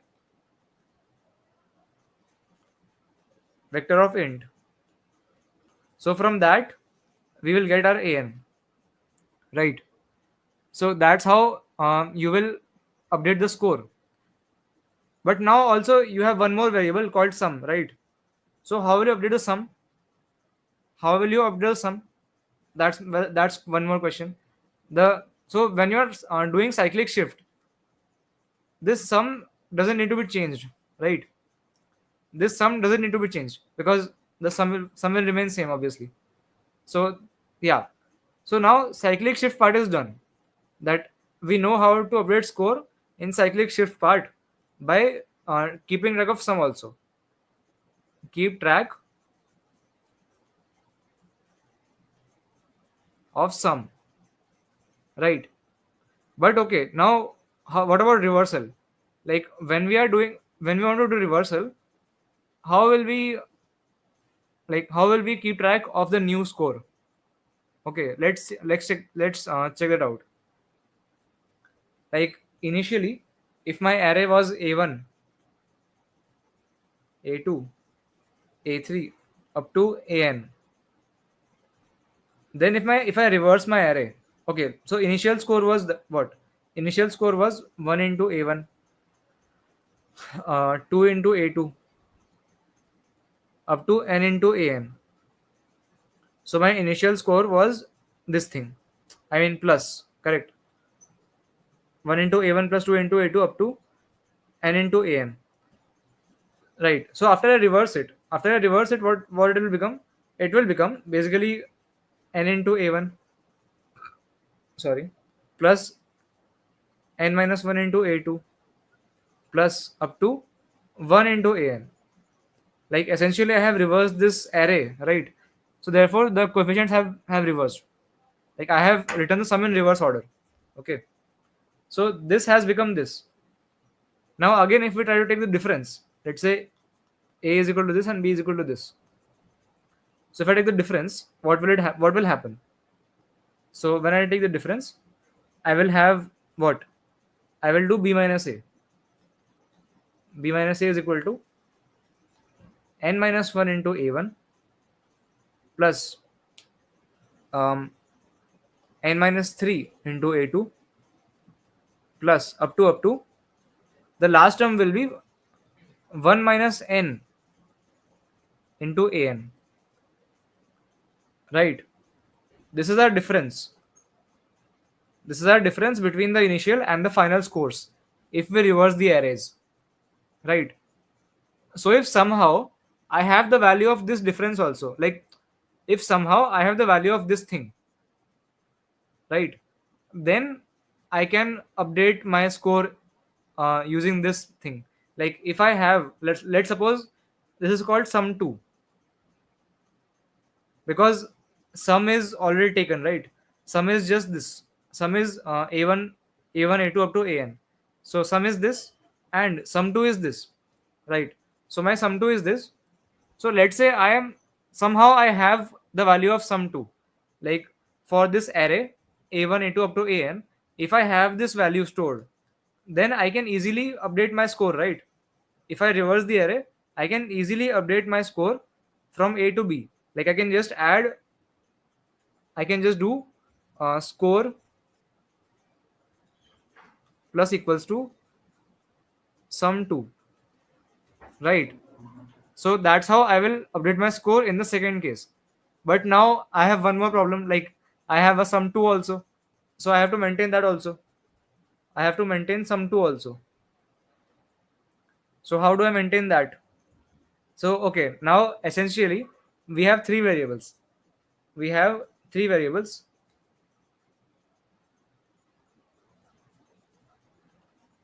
First variable is our answer or our score, let's say. Then second variable is our sum, and third variable is our sum 2, right? So score is the answer, the actual answer, right? The sum is basically a1 up to an, a1 plus a2 plus up to an, and the sum 2 is my n minus 1 into a1 plus n minus 3 into a2 plus up to 1 minus n into an. So I have these three variables that I have to keep track of when I am doing the operations. So in all of these three operations, I will have to figure out that how do I update all of these three variables. But there is one more problem. What? We have to have the array also, right? Like what is the current array? We have to store that as well. Because in some cases we want the last element, right? Like here, I was doing like this, right? That score plus equals to sum minus an minus n minus 1 into an. So here I need an also, right? So basically I just need the entire array to do my operations. So I need to keep track of the array also. My array also I need to keep track of, right? But now, um, if I just make a vector, if I just make a simple vector of int, right? Then how will I do it? Like, okay, we have three okay, at this point we have four variables. Yeah, we have four variables: the score, sum to an array, and we have three operations. We have three operations, right? The first one is cyclic shift. The second one is what? It is reversal, and the third one is um, append, right? So how do I implement this? Like if I just keep a vector of int, okay, so in that case this append would work correctly. Like I can just append an element to the end of a vector in of one time, right? That is the point of a vector. But how do I do the reversal and the cyclic shift? How do I do reversal and how do I do cyclic shift? I can't do that, right? Because if I reverse a vector, if I reverse an entire vector, then it will take off n time, and I cannot afford that. And if I do a cyclic shift on a vector, like I have to basically, if this is a vector, then I have to delete the last element. Suppose this is x, so I have to delete this x and place it right here. And in vector, we actually cannot do that. We cannot push elements to the front in a vector, right? So this fact hints us that we should use a DQ, right? We can use a DQ. Do you all know what a DQ is? Do you know what a DQ is? Like DQ is like a vector. Like it is a part of STL, which is called doubly ended queue, basically. Doubly ended queue.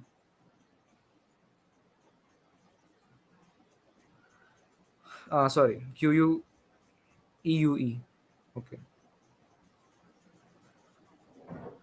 So basically, what we can do is like it supports four operations. We can do pushback. We can do pop back. Like essentially, we can push the elements to the end of the array, pop the elements from the end of the array, or we can even do push front and pop front.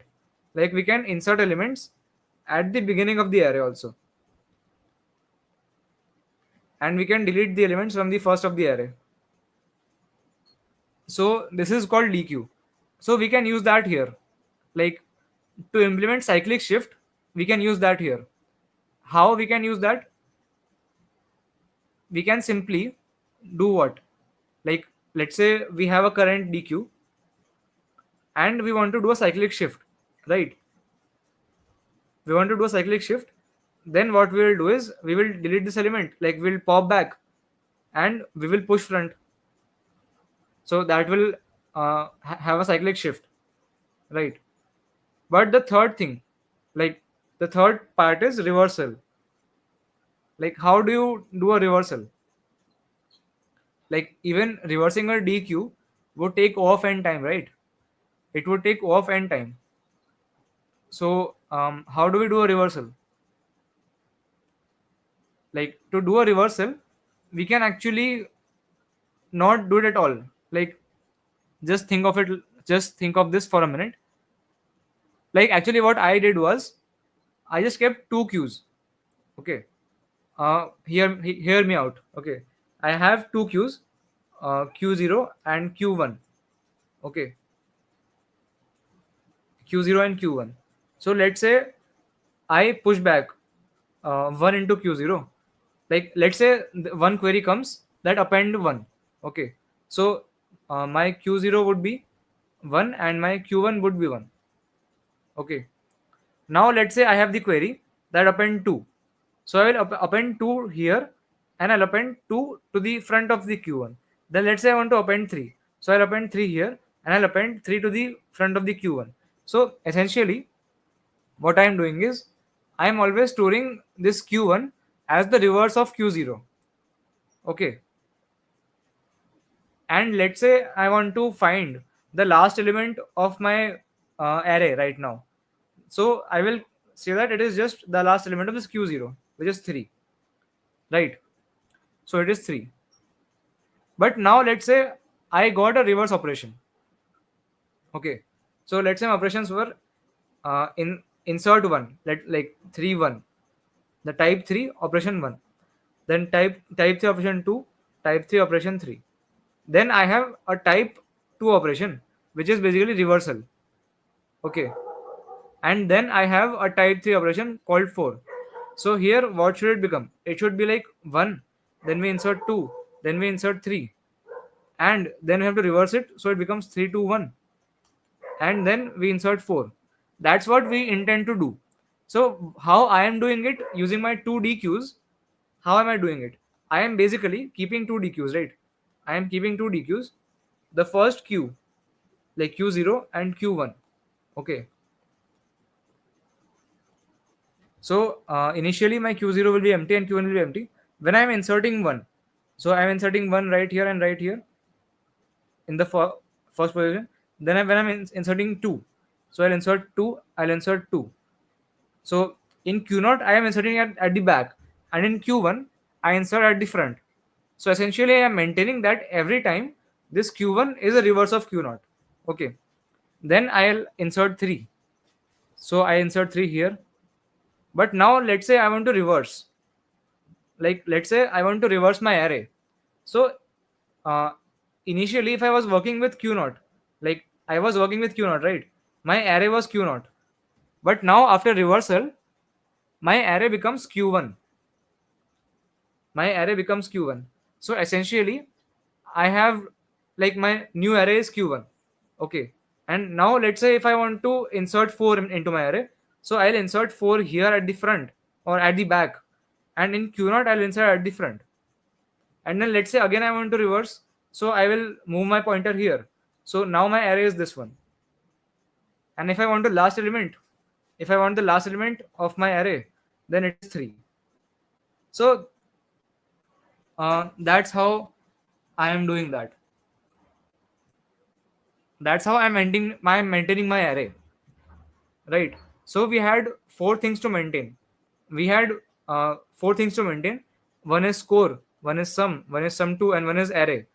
And we have to maintain them in three operations: cyclic shift, reversal, and append. Okay. So I'll just show in the code that how we'll update them. Right. I have given you an idea, and you can do it by yourself also. That how will you update these things? Like basically, I have just kept a flag. Like basically, I have just kept that whether my array is currently Q0 or is it Q1. So it is a Boolean flag. So which is called bool reversal. So is it reversed? Initially it is false. So when reverse is false, then I'll use Q0. And when reverse is true, then I'll use Q1. Okay. So I have these five variables to keep track of everything that I need. I have score, sum, and sum 2, and my array, which is basically two DQs right now. I am using two DQs to store my array, right? Actually, it is possible using just one DQ also, but this one is easier to implement, so I implemented using this one. Okay. So yeah, now how do you keep track of these variables? The final thing is this. So I'll just show you in the code only. Okay. So I have these two DQs called Q. Then I have this N, which is the length of Q. Okay. Then I have this sum. I have this flag, and I have sum 2, and I have ans. Okay. So basically these three variables I have, which I have to update, and I also have this DQ and this flag to keep track of my array. Okay. Now I just iterate over the end of the query over the queries. So LL type, C in type. If type is one means um, cyclic shift. Okay. So cyclic shift, that means in my cyclic shift, how does my score change? Um, my score will change, like basically score plus equals to sum minus last minus n minus 1 into last. So that's what I have done here. Um, sum 2. Okay, sum 2 is okay. So I have updated sum 2 right here. But yeah, ans plus equals to sum minus last, and ans minus equals to n minus 1 into last. So that's what I have done right here. That my ans plus equals to this and minus equals to that. So I have rated some like my score right here. I also updated sum 2 right here. So this is how you can update sum 2. And I won't go into the details of this. Like you can convince yourself that this is what you have to do. Like just how I showed you these things, that initially if your array is a1 an, and if you reverse it your array becomes an a1. So what is your initial and the final score? So you can just do the same thing with your initial and final sum 2. Like you can just check that what is your initial sum 2 and what is your final sum 2, and you will figure out that if you do a cyclic shift, then your sum 2 will change like this only. You can change it using your sum and LA. Okay, I won't go into details of that because this problem already has taken so much time, and I think you will be able to do it by yourself also. So that's how you will update sum 2 and update ans, and sum does not update. Okay, sum doesn't get updated. So anyways, now I just do q of 0 dot pop back and q of 0 dot push front LA, and the same thing like I do with the other one. Like this is my current DQ. I just do pop back and push front, and in my other one I just do pop front and push back. Okay. So yeah, this is of type 1 query, which is cyclic shift. And what about reversal? In reversal, what you can do is, I just told you ans plus equals sum 2. So in reversal, ans will be added by sum 2, where sum 2 is this. So we are keeping track of this variable. So you can do score plus equals to sum 2. Okay. And sum 2 becomes negative sum 2. Like if you observe, if I reverse the array, then this sum essentially becomes minus. Like since a1 comes at the place of an, so initially it was n minus 1, now it is 1 minus n. So you can observe that the sum 2 becomes negative of itself if I reverse it. So sum 2 becomes minus sum 2. And also I change the flag. Like if I had the flag on this dq, then I'll move it to this dq, right? So rev equals to not rev, and also I print the answer.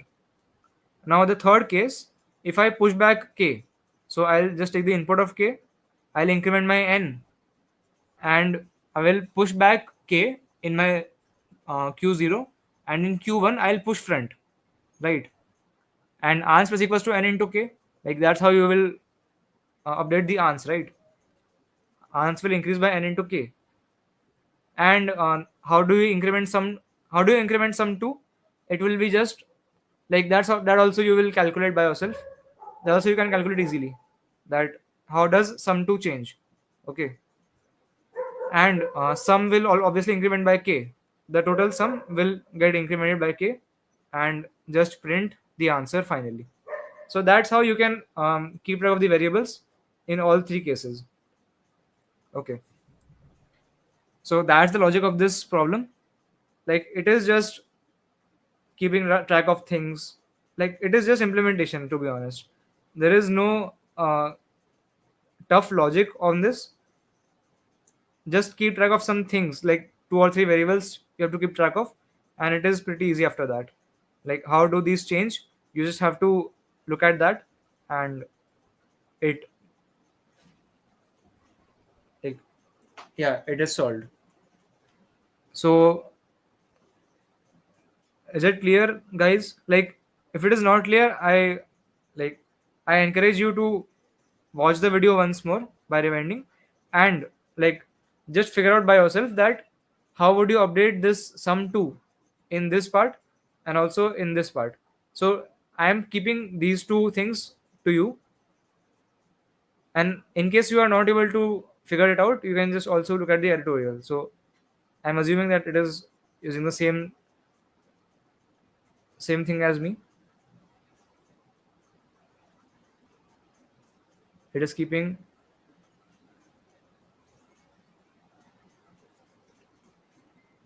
okay, it is actually keeping some different, like different variables, but yeah, it doesn't matter. So you can figure it out by yourself also. And if you are not able to figure it out, then just make a comment on YouTube, and I will send the entire explanation. Okay, anyways, so let's move on to the problem number H, um, which is called La Vaca Saturno Saturnita. Okay, Saturnita's mood depends on the array A of length n, which only he knows the meaning of, and the function fkarr, which only he knows how to compute. And this is how you can compute f of kalr, where a is an array and k is a number, and l and r are two indices. So this is pseudocode for your function fkalr. So ans equals to 0. So you set ans equal to 0 from for I from L to R, while k is divisible by a of I, k is equal to k divided by a of I, and then you do ans plus equals to k.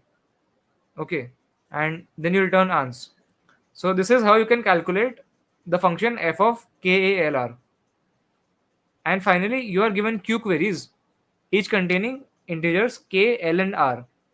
For each query, please output f of kalr.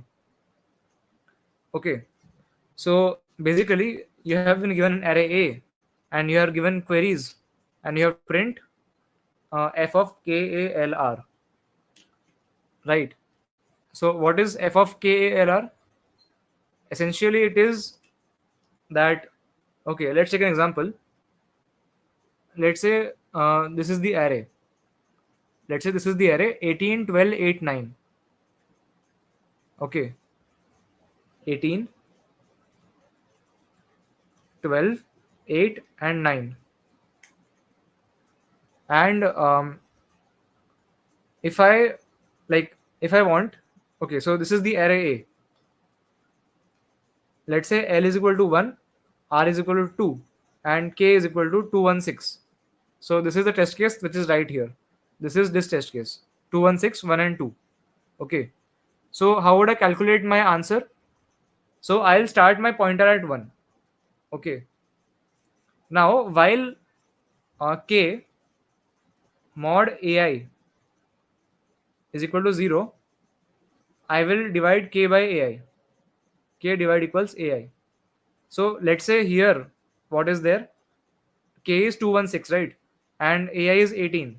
So 216 is divisible by 18. So you can divide it and you will get 12. So K becomes 12 now.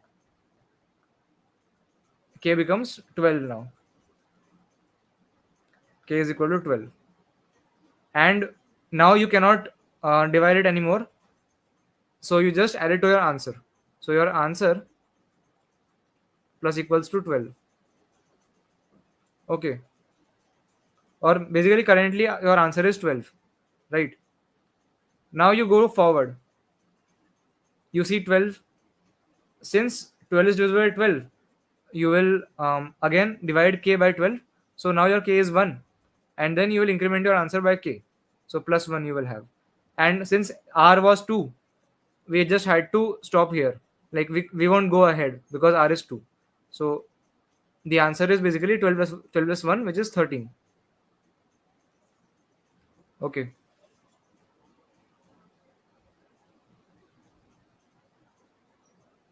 So yeah, the answer is 13 in this case. Correct?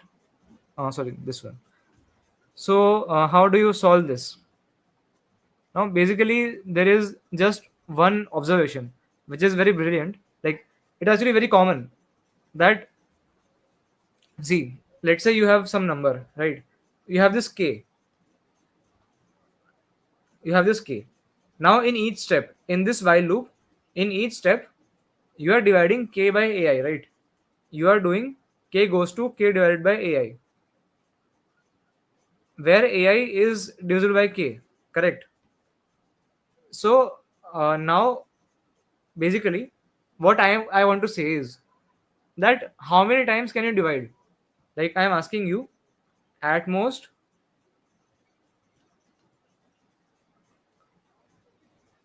how many divisions will occur?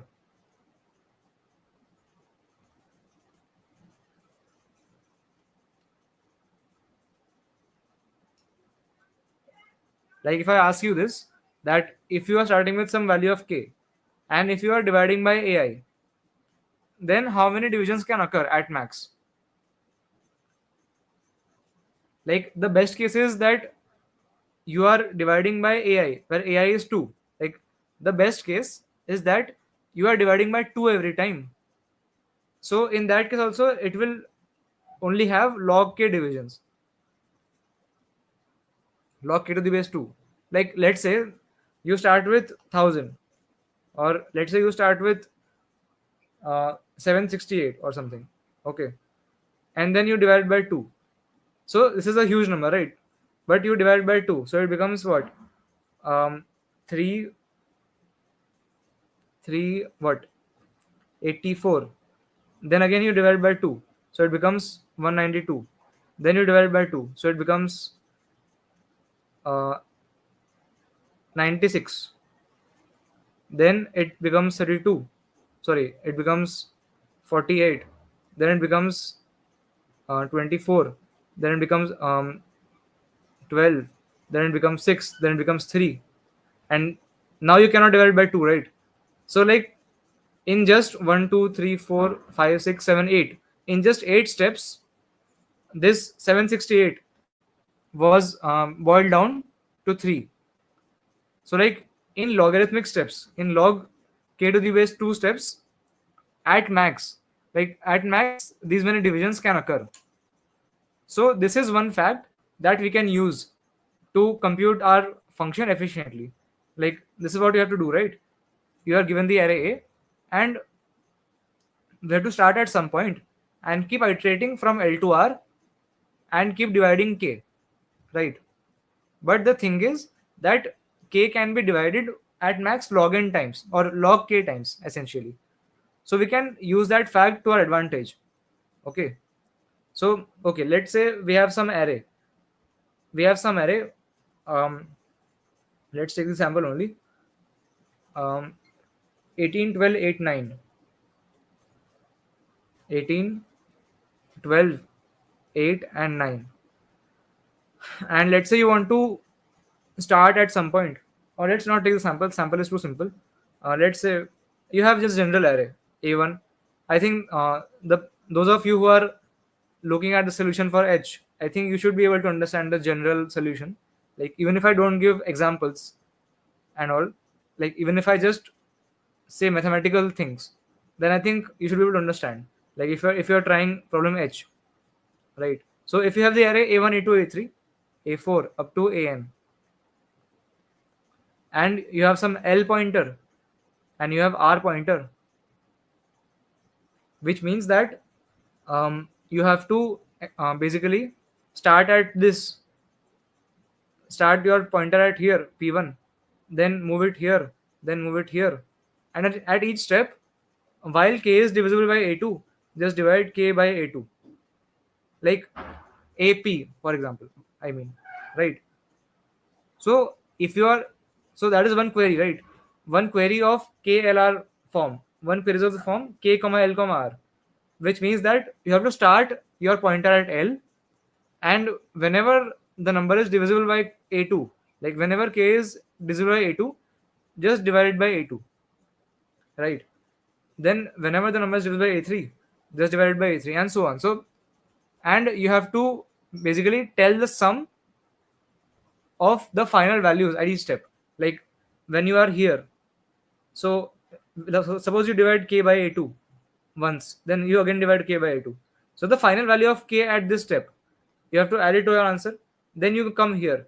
Then let's say you cannot divide k by a3, but again you have to add the value of k to your answer again.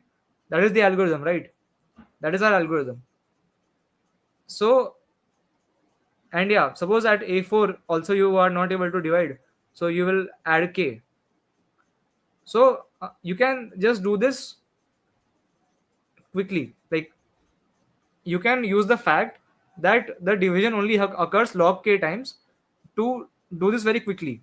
And how will you do that very quickly? Let's see. I'll show you. Okay.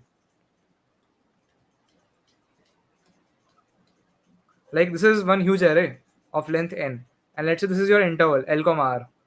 Okay, and you have an initial value of k. Now, okay. Now tell me, guys, what if I find out that this element, and this element, like suppose this is x, this is y, and this is z, and I find out that k does not divide z, x, and k does not divide y, and k does not divide z. Like x, y, and z are not a factor of k. So that means that um, when I go through them, my k will not be divided. So I can just add to my answer directly 3k. Like here k will be added to my answer, here also k will be added to my answer, and here also k will be added to my answer. So my to my answer I can just add 3k, right?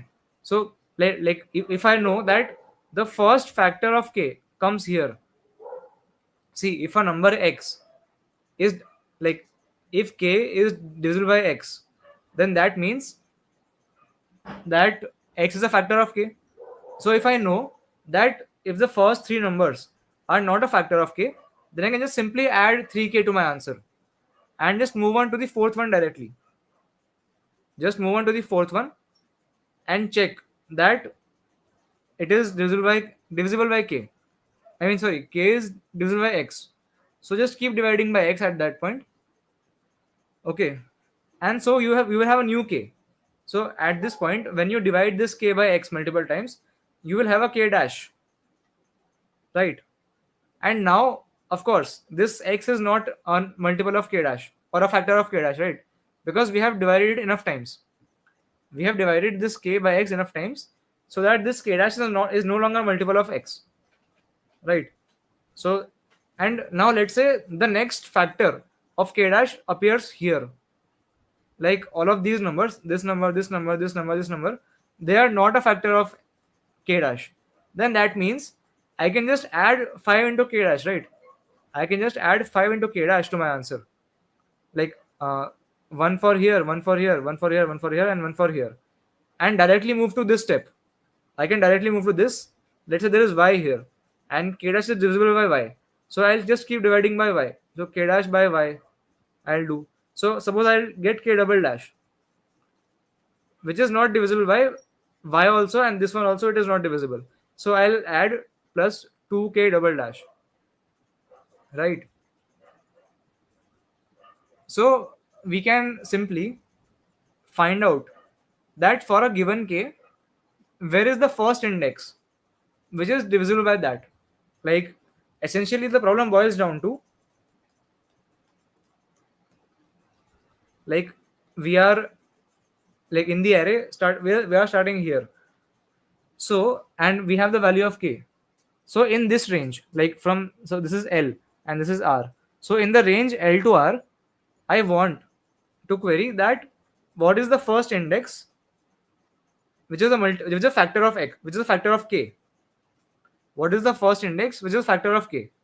And once I have found it out, I can directly go to that element and I can directly add the answer of k to this. Like I can directly add 3k to my answer because these three elements are not divisible. Then I will go here, then I will divide k, then I'll I'll keep dividing k, and then I'll have that k dash, right? So then in this interval, I'll find out that what is the first index, which is a factor of k dash, right? So suppose that is this element. So I know that the answer for these three elements would be k dash. So I can move this pointer right, like that. That initially it is here, then it will go here, then it will go here, and eventually my k will become so small. Like since I'm dividing it now by AI, so it in some steps, in just log k steps, in just log k divisions, my k will become so small that it won't be the factor. Like sorry, it won't have any factors in the array. So we can stop there. Like so essentially this entire process just takes log k steps. Okay, that's the crucial idea here. That is, the entire process takes log k steps. So basically our problem boils down to that how which is the first index, like in a given range L to R, in a given range L to R, like let's say this is my L to R. So in this range, what is the first index, which is a factor of k?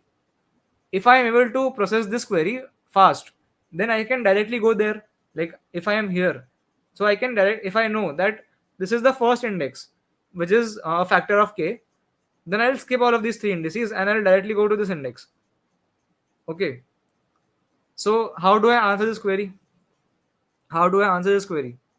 Now to answer this, I can simply use the fact that the number of factors of a number, like the number of factors of k, they are also very less.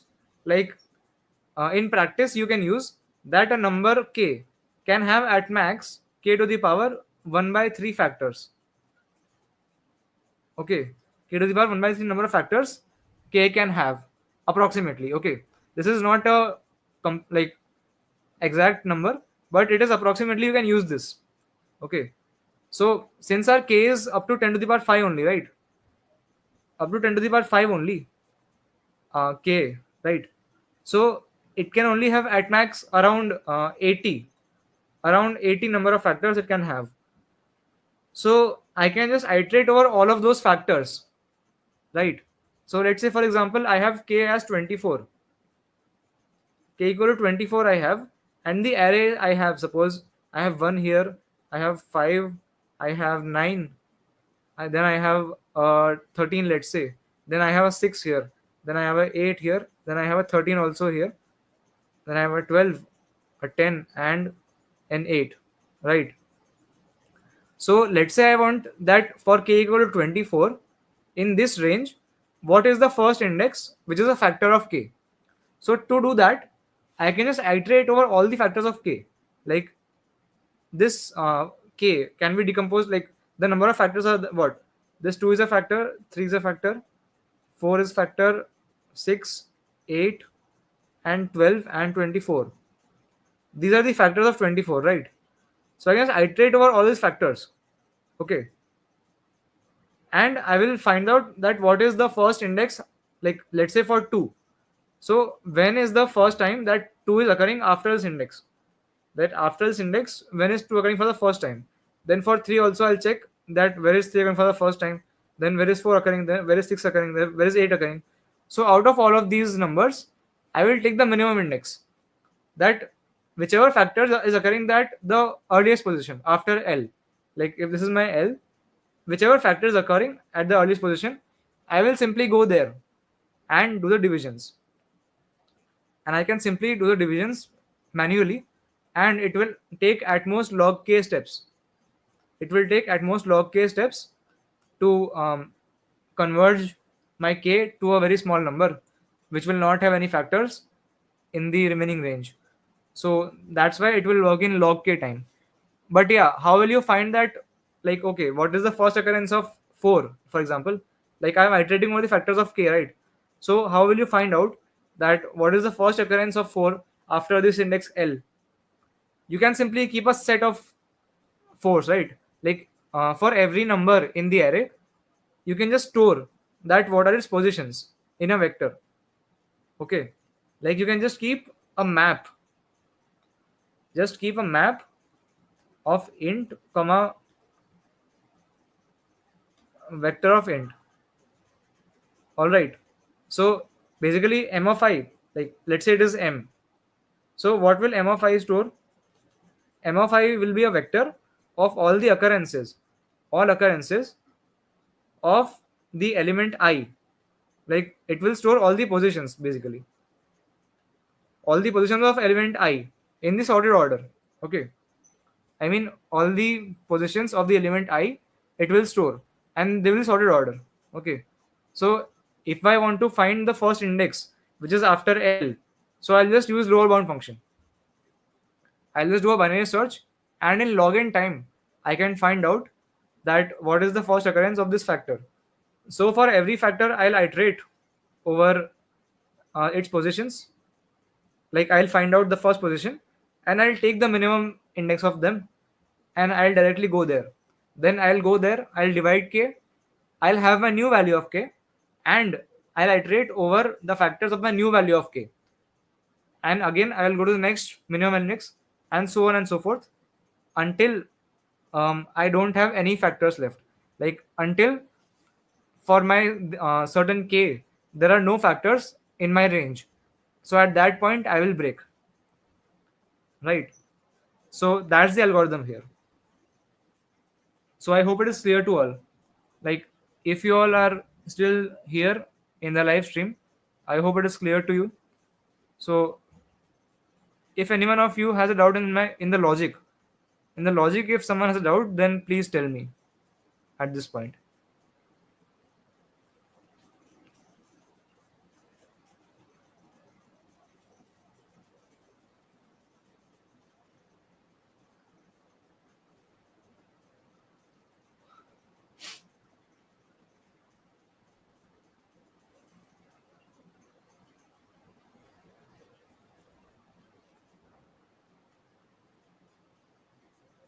So I am not getting any doubts. Okay. Explain, find the indices part. Okay. So see, Anuj, right? So find we want to find the first index, the first index I, which such that AI is a factor of k. Okay. We want to find okay in the range L to R, right? In the range L to R, I want to find the first index I, which is such that AI is a factor of k, right? So let's say I have my array AI. I have my array A, and this is my range L to R, right? So what will I do? I will just factorize this k. Like I will compute all of the factors of k. Okay. So let's say I have 24. So 24 as the factors 2, 3, 4, 6, 8, 12, and 24. Right. And I think I'm missing something. 8, 6. Okay, no, I'm not missing. Yeah, so these are the factor of 24. So I want to find out the first index, which is a factor of 24. So I'll check that what is the first index of 2. Like where is 2 occurring for the first time. And to check that, I can simply store all the positions of 2.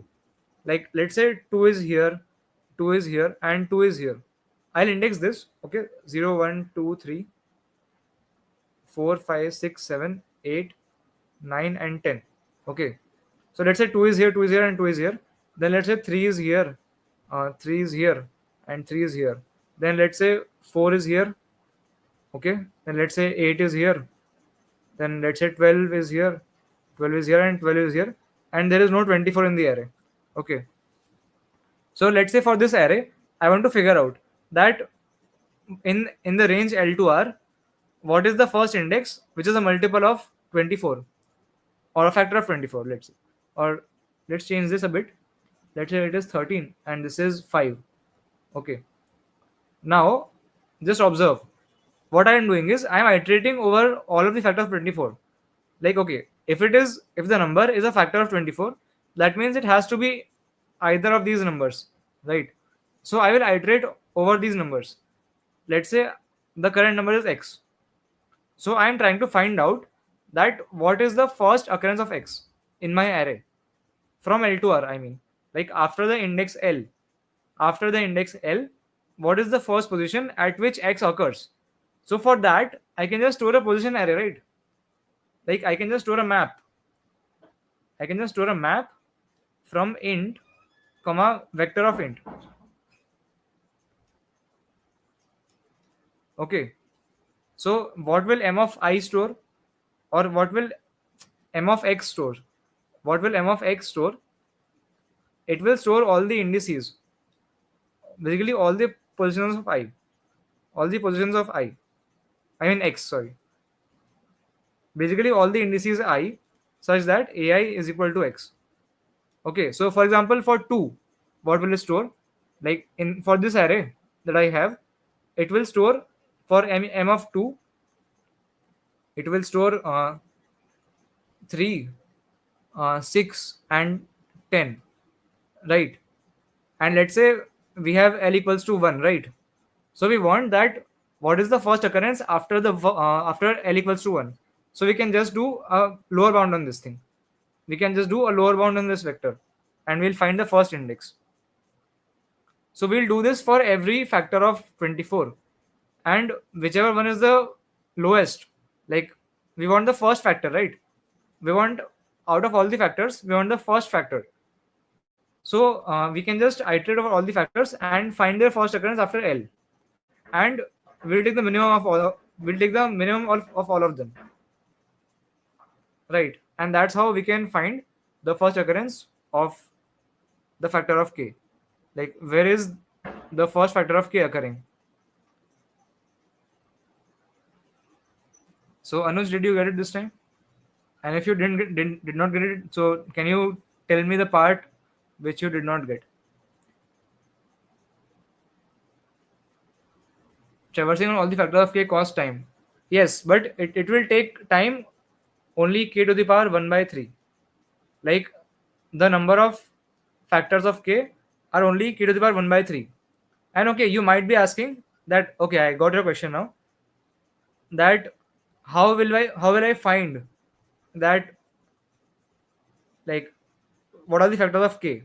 Like you are asking that how to find all factors of k,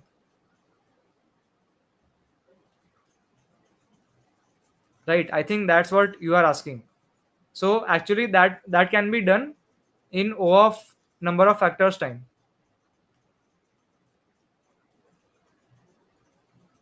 Like actually this thing can be done in O of number of factors time if you have the sieve computed. Like if you have sieve already computed, then you can do this in number of factors time. And like I will not go into it that how does it work and all. You can read about that from the internet, like how to generate all factors of a number using sieve. Like you can do something like this and you will get this article. And I think in here it should be explained that how they have been calculated. Okay, So yeah, like just take it as a given. Yeah, so if you know that in O of k to the power 1 by 3, we'll be able to do this, right? So basically, for each step, how much time am I taking? Like, we are here. Like, let's say we have a pointer here, right here, and we want to check out that what is the next value which we want to go. So to do that, we have k to the power 1 by 3 factors, and to check each factor, we have to take log n time, O of log n time for the binary search, right? And we'll have to do this for log k times. Log k times we'll do this, because after dividing it by log k times, it will become very small. Okay, so per query, it is this much time, O of this much time per query. And actually this k to the power 1 by 3 and this log k, they like, actually this k to the power 1 by 3 is very misleading, because it is not really k to the power 1 by 3, because after every step you are dividing k, right? Even the k is also getting smaller. And this k to the power 1 by 3 is an upper bound. Like, it is not always that the number of factors is that large. Mostly the number of factors is very small. So even this would pass, like even this would pass, but um, the actual runtime is way smaller than this one.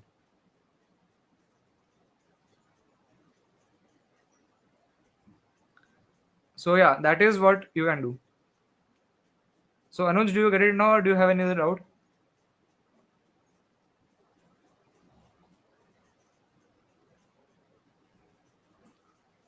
Thank you, Dakshit.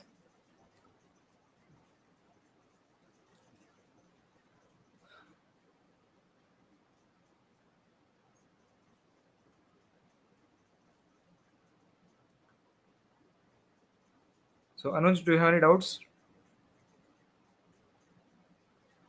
Okay. So yeah, I'll show the code now. This wrong answer is due to overflow. So always use long. Like, actually I saw this time complexity, q into k to the 1 by 3 into log n into log k. So I thought, let's just use int, that maybe it will give TLE. But no, it won't give TLE, because time is the time limit of this one is 4 seconds, and it only took 1125 ms. So even if I had used long, I would not have gotten these three wrong answers, and it would still not have given TLE. Anyways, so the code here is, I have these two functions, like I have these some global arrays and these two functions in order to factorize my k. Like, the this is a standard code which you can take from the internet. That my function, like this pfi's function, prime factorize function, basically takes in a number k, and it will store all of the factors of this number in this factors vector. Okay, that's what it is doing. And how it is doing that, I won't go into that. Okay, so I have my array. So I am doing n comma q, c n comma q, input the array. And for int I equal to 0, I less than I plus plus, I am doing a inverse of a of I dot pushback I. So that's what I'm doing. That a of I is at the position I. So this a of I is my position vector.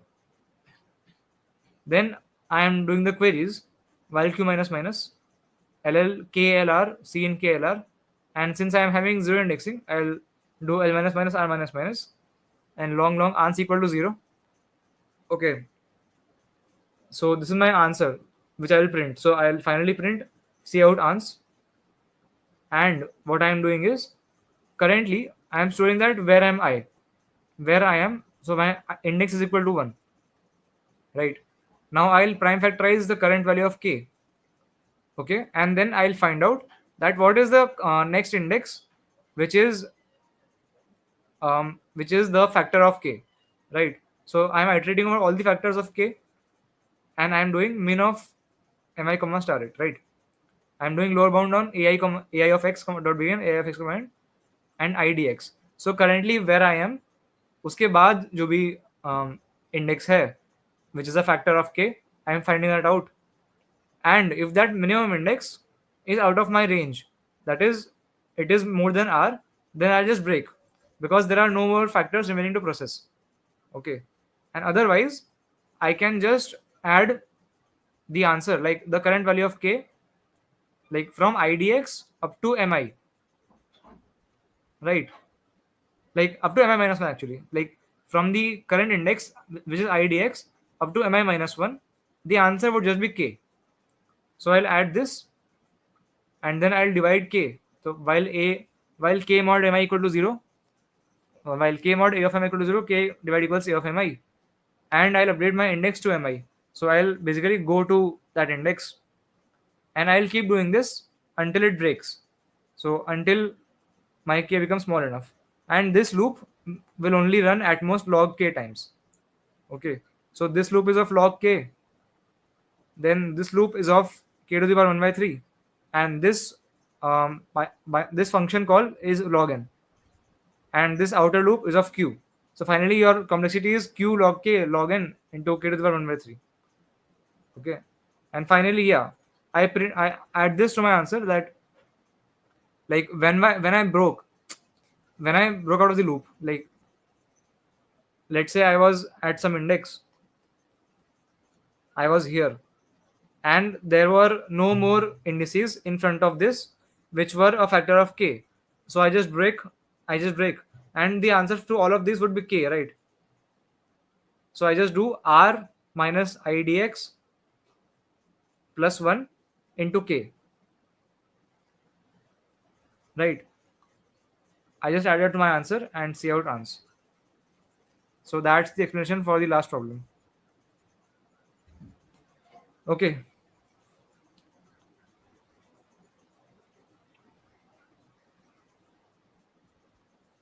So I hope it is clear to all. And if it is clear, then like if anyone has doubt, if anyone has a doubt, then they can ask right now. I'll address that.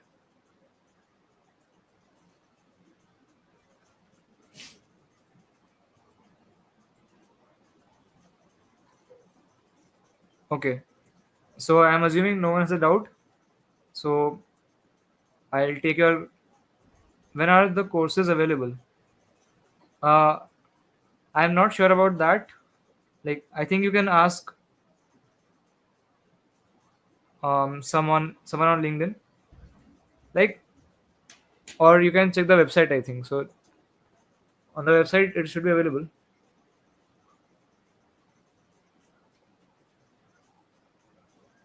Yeah, so the courses are available right now, and I think they will start at the 20th February. So you can buy them right now. They are available for purchase. It will launch on 20th April, right? You can buy them.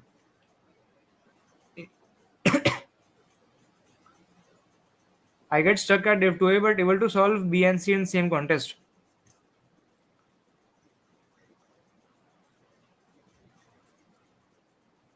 Can't buy now. Wait.